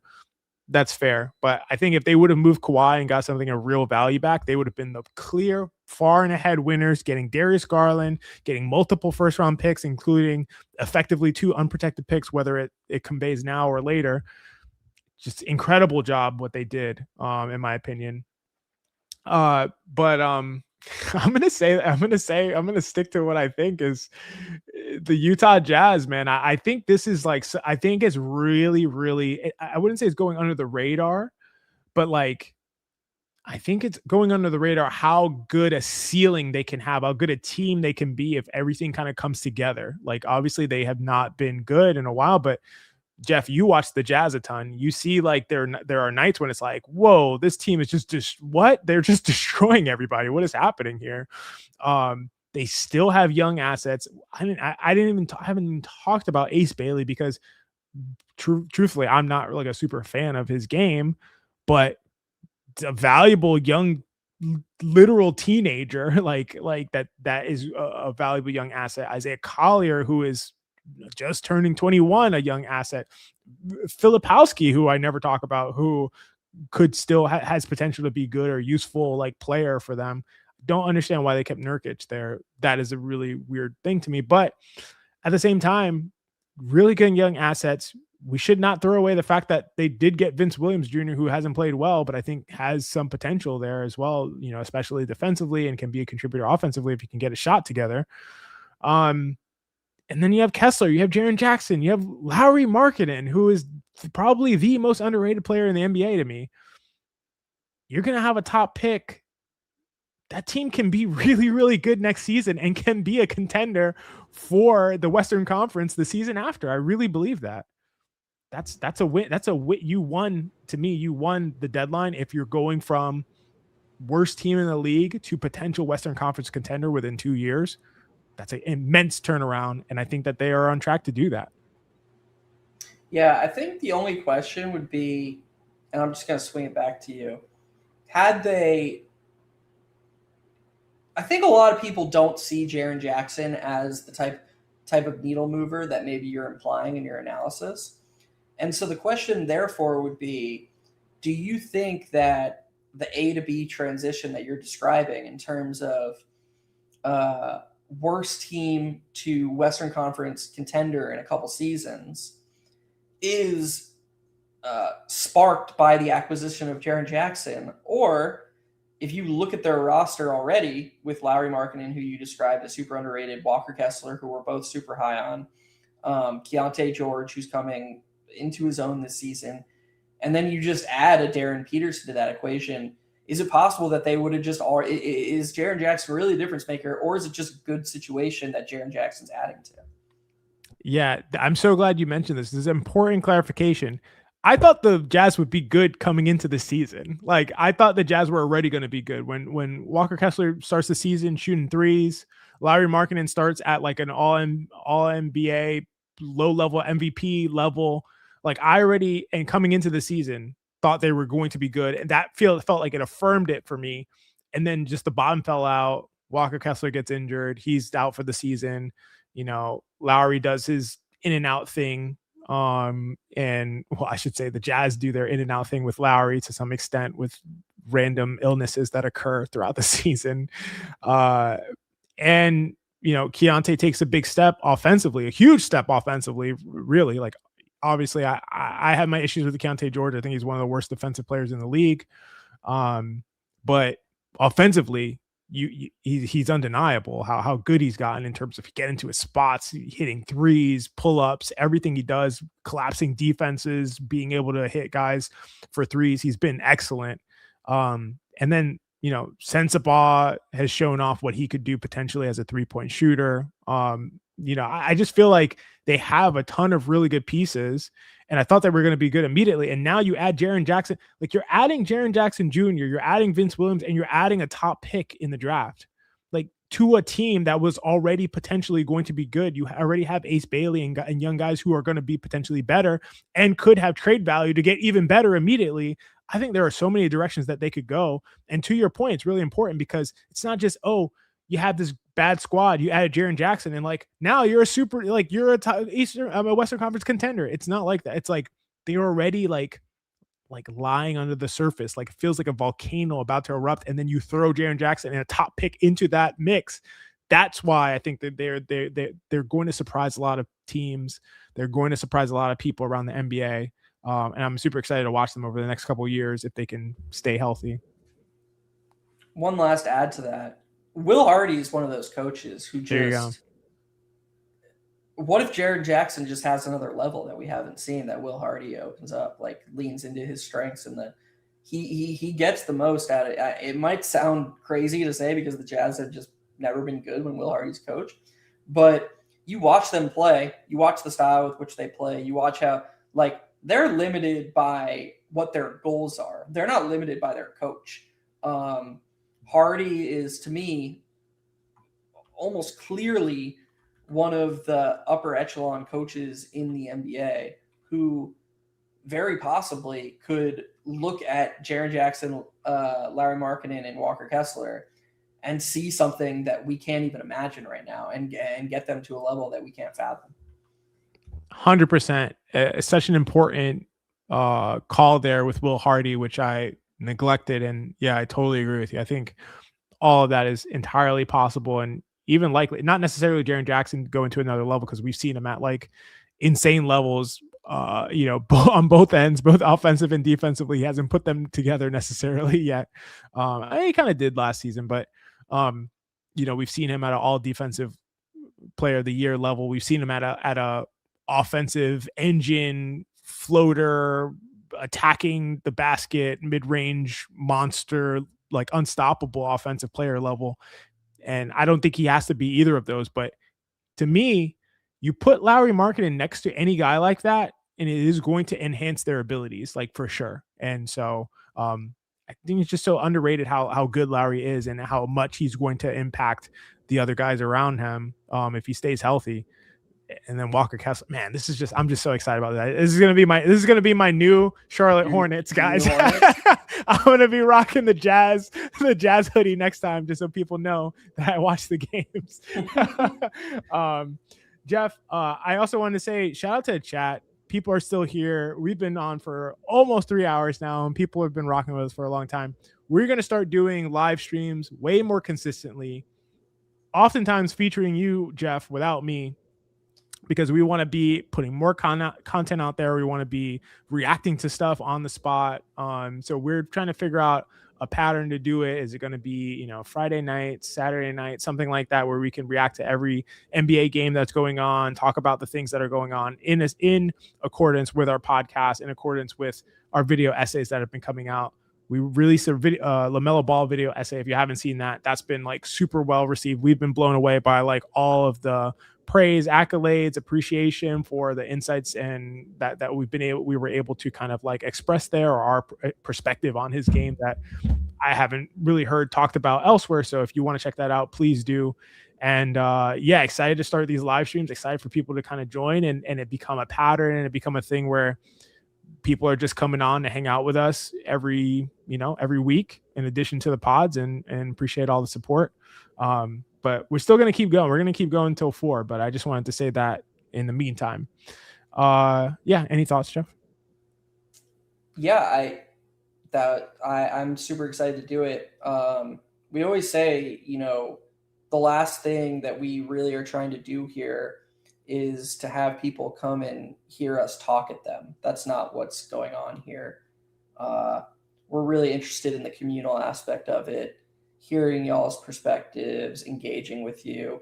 Anybody who's listened to any one of our shows, whether you're a Knicks fan or a Hornets fan, which is one of the most recent episodes we did, knows that, we interact with every single comment, and it's not just, fluff responses. It's if you have, an interesting perspective, we want to hear more of it. And so it's live streams. We have our website. We're going to be launching, I don't know, either a Discord channel or YouTube communities. Like, we're trying to build this thing to a place where everyone can sort of share what they're thinking, and we can all learn from each other. Bringing this back to the trade deadline, we talked about winners, and I kind of went on a rant about the Magic in terms of, when somebody brought up that they didn't do a lot. I don't want to talk about teams as losers, actually, but to me, if I was going to grade like losers of this trade deadline, is it just me, or did you feel like there were a ton of players that just needed to get traded and weren't traded? Yeah, so weird, dude. Like, we had talked about this previously, and I was like, man, there's no action going on in the NBA. There's so many guys who just have to get moved. Like, they must get moved. And when we say have to, it's like there are guys who basically are on expiring contracts who the team is not going to re-sign them. If you're in a situation where you have a guy who has an expiring contract, who has value, and the team, and you're not going to resign them, they must be traded, right? You're not going to just lose an asset for nothing. And there are some teams, I mean, unless you're competing for a title or you're competing for something this season, there are teams who just held on to guys and didn't do anything with them. They're not going to re-sign them. They're just going to walk, and they got nothing back for them. A little bit strange. Yeah, and I would expand on that and say not just the expiring contracts, just guys that you're almost turning them into like super depreciating cars that are breaking down. Like if they're in like Gary Trent Jr. in Milwaukee, we know that Gary Trent Jr. is a good player when he's playing. We've seen him be. He didn't just forget how to play basketball. He's been bad this season. The Bucks clearly have very little interest in finding that version of him. There has to be a team out there that would have looked at Gary Trent Jr. and been like, okay, we can get something from him. We can get him back to where he was in a way that the Bucks can't. We'll give you. The Bucks could have gotten something for him, and instead it's like, oh, you can just sit on our bench some nights, play 15 minutes a game some other nights, and you can keep watching Kyle Kuzma do his thing. Like that was their plan, and it's almost like around the league there are these guys that just a change of scenery would have been not only good for them, but good for the teams that could be acquiring them, and good for the teams that they're already on in terms of taking these guys who are underachieving and turning them into something new. And now it's just we're past the trade deadline and those situations continue. Yeah, it's strange. That decision making is strange to me. With Gary Trent specifically, I imagine they feel like he still has a role there and is still going to be good playing off Giannis. He has a player option for next season that he's weirdly going to have to probably pick up because of how his season went this year. It's like a $4 million player option. So maybe they think he still has a role there. But yeah, the other interesting to me as far as a trend is just seeing so many teams have to pay second round picks to get off of like contracts that they don't want, that aren't even like terrible contracts. They aren't even like, these really bad contracts. You're like, yeah, nobody's going to take on that deal. Like that's unbelievably bad. And paying multiple picks or like a couple of second round picks to get off of those deals. That's an interesting thing happening. And yeah, I just wonder about that trend. Is that a CBA driven kind of situation? But yeah, that's another interesting thing that I think that I've seen. You mean like how the Raptors have to attach a first to quickly to move his awful contract? It's so funny because like I thought as I was saying it, I was thinking about like as if like just like the Raptors needing to attach. I think some Raptors fans were saying multiple firsts for. What's funny? I think it's actually possible that like the whole league views quickly as that, and I think it's born from the fact that all of Raptors fans and analysts underrate him. So it's like a self-fulfilling prophecy. They're like, oh man, he sucks so bad, but we can't get rid of him because nobody thinks he's good. But all they do is talk about how shitty he is. And then like the Kings are like, oh yeah, I guess he is shitty. Like we're not gonna do our own research. I guess he sucks. We're gonna need a first if we're gonna take quickly on. Darko's like he walks up to Brandon Ingram. He's like, man, I'm so sorry you didn't make the All-Star. You're an absolute All-Star in my book. And then quickly sitting next to him, he's just like, oh, what up, quick, and just goes somewhere else. Like this fucking guy. Yeah, that's one of the strangest situations, and I've seen. I feel like there's like a big group chat that we're not in on. Like everybody's like fucking with us. Like I don't understand it at all. I wish, I I would love to talk to somebody and just hear their perspective, because it's like, here is all the evidence. Here is all of it. Like, not all the evidence supporting one side, just all the evidence. And it's all, but like, what is happening? And speaking of the Raptors, by the way, speaking of disappointing teams, at the trade deadline, they are not disappointing on the season. I would argue they're overachieving on the season. Very surprised we didn't hear anything about them with Pirtle, RJ Barrett. Like, there were rumors about turning those guys into something, and it seemed like there was a holdup. Yep. The Pirtle situation is really, really handcuffing them right now. The fact that he just can't play. They gave up multiple firsts to get him. They gave him a lot of money, and he's just apparently the injury situation is just so bad that, like, he is someone they're going to have to attach. Yeah, that's different. Yeah, that's super different. I think it's hurting them a lot. Like, the Sabonis rumors, we talked about them on the side. If they were able to get Sabonis with just, draft capital and Pirtle's contract, that seems like something they had to do just to get something better for that, for the price of what they're paying Pirtle now. But I think if you're a Raptors fan, you should be excited by the overall state of this season, because, again, their preseason over-under was like 38.5, 39.5. They're likely, unless catastrophic injuries or regression happens, they're likely going to blow that out of the water. This is a positive season. Barnes, Quickly, Colin Murray-Boyles, like, these, they have young players. I think Grady Dick's been a little disappointing, but this is a good season on the whole. I think I would have just liked to see them do something if it was available for them, and I think their fan base is probably a little disappointed at how quiet they were.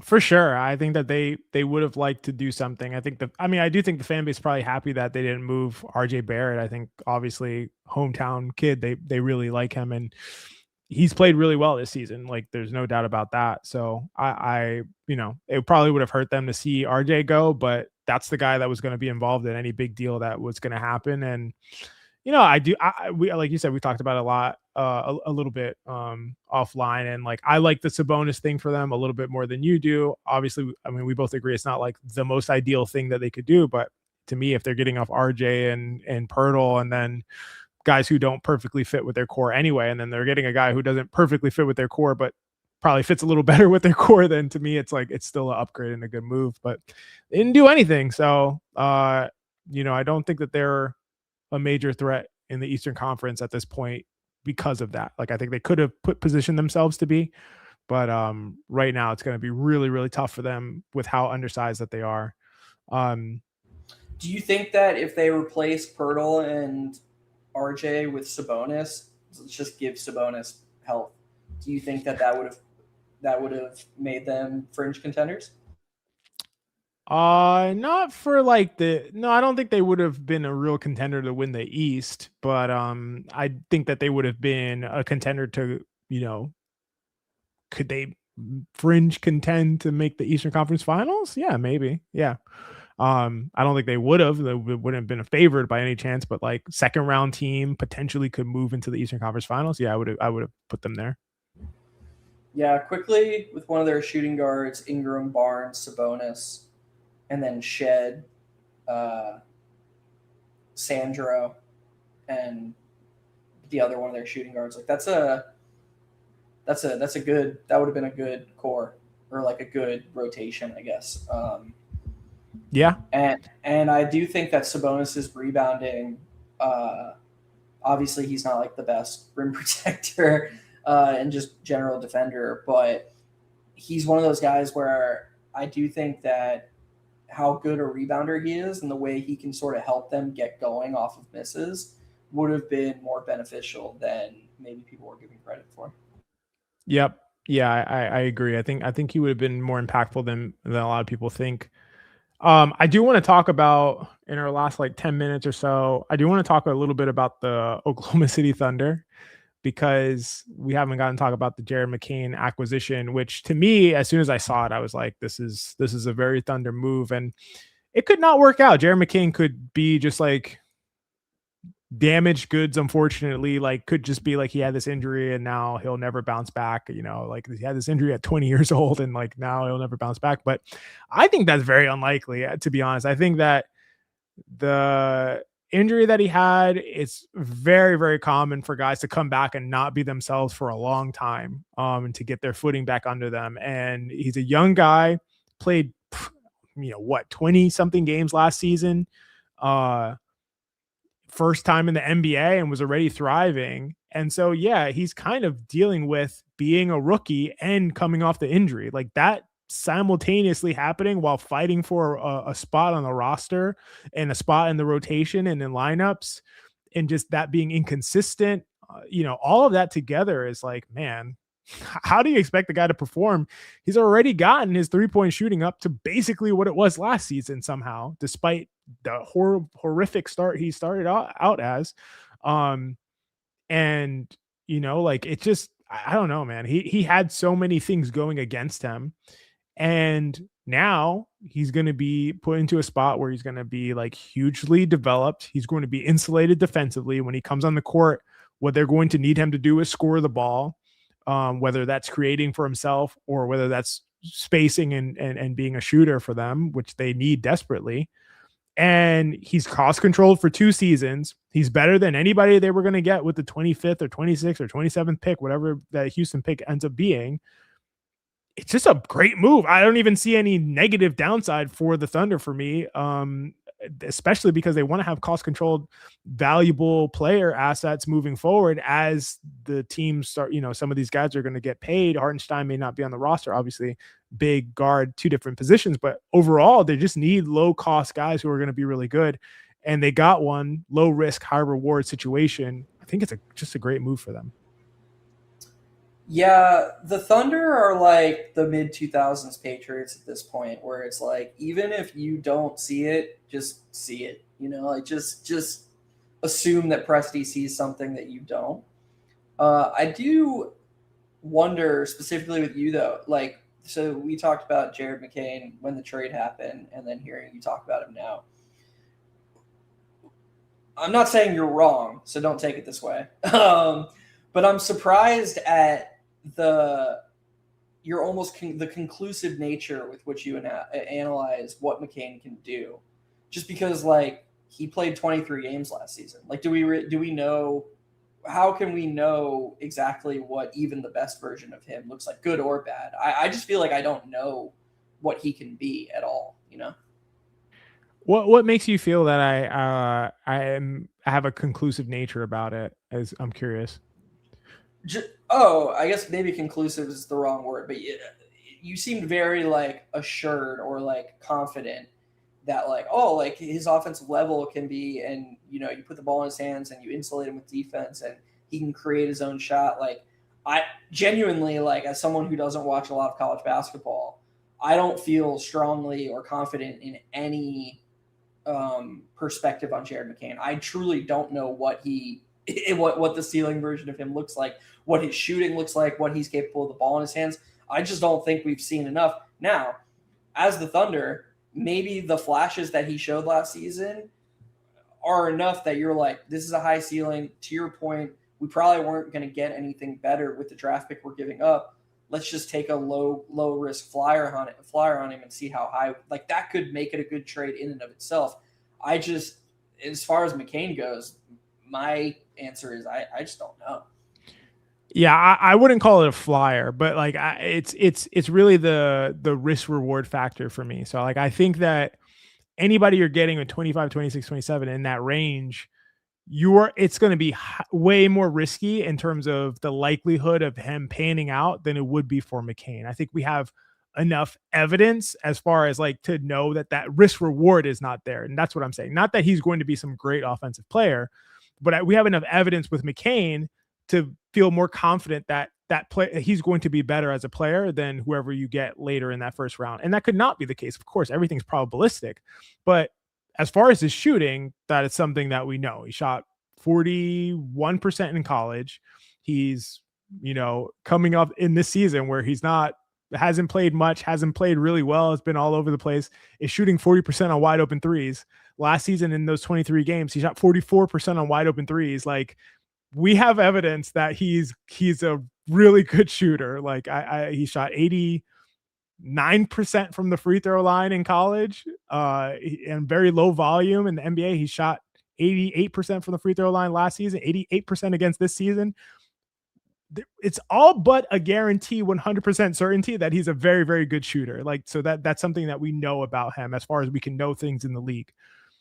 Now, as far as his ability to like create and get to the mid range and all the things that he was doing last season right out of the gates, and creating for himself and getting the really high efficiency looks, like, that's something that we can't be sure about. We have some clues, some insights that he may be able to do that stuff, but his floor is a really, really good spacer. Like, that we know he's going to be that. And then his ceiling is being able to do all of this stuff off the dribble, insulated by defense, being able to carry an offense for you. Given that what he's shown at 20, 21 years old, he's going to be 22, has only played less than like 60 NBA games. And what we know, what he's done from the free throw line and from the 3-point line across his entire career as a basketball player, that is where all of my confidence comes from. Not in terms of like him hitting a ceiling outcome, but in terms of the risk reward from acquiring a Jared McCain versus like a pick in that range. It does seem kind of serendipitous that, to go along with everything you're saying, they're getting him at the exact time that both J-Dub and SGA are going to be out short term. So it's like, hey, this is some low pressure situation where we can put you in here and see what you got. And it's like, you're not getting in the way of this team's ability to, like, we care a little bit less about wins in the short term, because it's like, if we don't have the MVP, yeah, as good as the Thunder are, as good as the Thunder are, as well constructed as any team in the NBA, even outside of SGA, not saying they're perfect, but they're very well constructed. Even in spite of that, if you don't have SGA, that changes the outlook of this team. So in the short term, it's like, okay, we can get you used to how we like to do things. You can get a little bit longer leash. You can play a little bit more. You can go through the bumps and bruises maybe more comfortably than you could if SGA and J-Dub were assured of 30 to 36 minutes a night and the minutes were less available and you're trying to win all these games and lock in the 1 seed. Like, I do think that in terms of projecting forward with Jared McCain's outcome, this sneakily is a positive aspect of an otherwise dire situation in terms of SGA's health. Dire is a little strong, but just like a negative situation. You never want your best player to be hurt. Yeah, I agree with that. I think it's a great point because, and not only is obviously their best player hurt with SGA, their second best player with J-Dub, well, third best player, Chet Holmgren, is on another level right now. And also AJ Mitchell is out too, who is the other guy who would be taking a lot of these on-ball reps, creating for the team, all this other stuff. So now you have Jared McCain is going to come in there and have the opportunity to, like you said, kind of like get developed, be able to be a part of the offense and understand the ways that they want him to run things or things to run when he's on the court. And then he's going to be surrounded by a bunch of shooters everywhere. like they always have shooters on the court. They just had Brooks Bonheiser like hit 4 threes yesterday. And this is a guy who basically never plays. Another rookie. I don't know if he's undrafted or if he was like a late second round pick, but if they want to bring in, Brandon Carlson, like another undrafted guy, his second year in the NBA, he's going to hit a bunch of, like, they just have spacing everywhere. Jay Will is going to hit a bunch of threes, obviously. Like, although he's been really cold from 3 of late, a very, very good to great 3-point shooter in the right position. Kenrich Williams, like, all of these guys are going to create like such an environment for McCain to thrive. And then, like, you to your point, not having SGA, not having J-Dub, not having AJ Mitchell, like, what better opportunity do you have than right now for Jared McCain? Do the Thunder like have access to a player pool that the rest of the league doesn't have? It seems like it. You would think so. You would think so. It's ridiculous how they just keep falling into these guys. Like, their C team played the Spurs tough last night. They were like, Aaron Wiggins was looking like SGA light. Like, Aaron Wiggins is sick. Aaron Wiggins is the SGA light. Yeah, exactly. It's wild, man. It's like Casey Wallace was playing well. It was just, they played a good game. Dags is a good coach, and they just seem to have endless guys who they could just stick out there and play the way they want to play. They're Geoff. Their first round pick. They're is a lottery 15th is lottery. I don't know, but their first round pick Thomas Sorber hasn't played a game.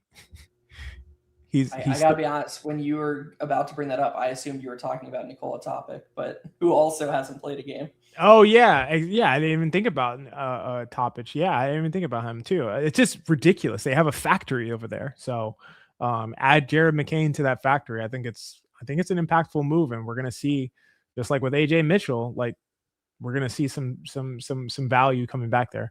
All right, it's 4:00.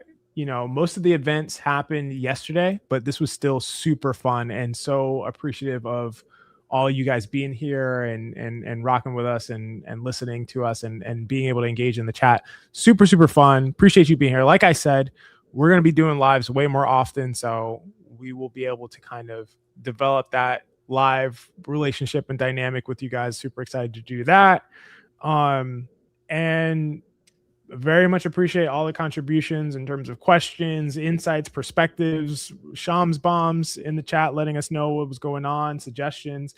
If you have any suggestions of how we can improve the stream, please let us know, because we're open. We're just like, this is like a brand new space and venue for us. So like, we are going to be super open to like what your opinions are, perspectives on how we can make this the most entertaining, informative, fun, engaging, two-way street that we possibly can. And we're going to build it from the ground up and have it be like one of the most awesome things ever. So really appreciate you guys being here. Geoff. What you said, well heard by me. Appreciate you guys again. And we will see you next time we go live. But before that happens, we'll have a podcast dropping on Tuesday. Don't know what the team's going to be, but it'll be a good one. Might be the Knicks, might be otherwise. Until then, we will see you later. And this has been a live version of Hot Hand Theory.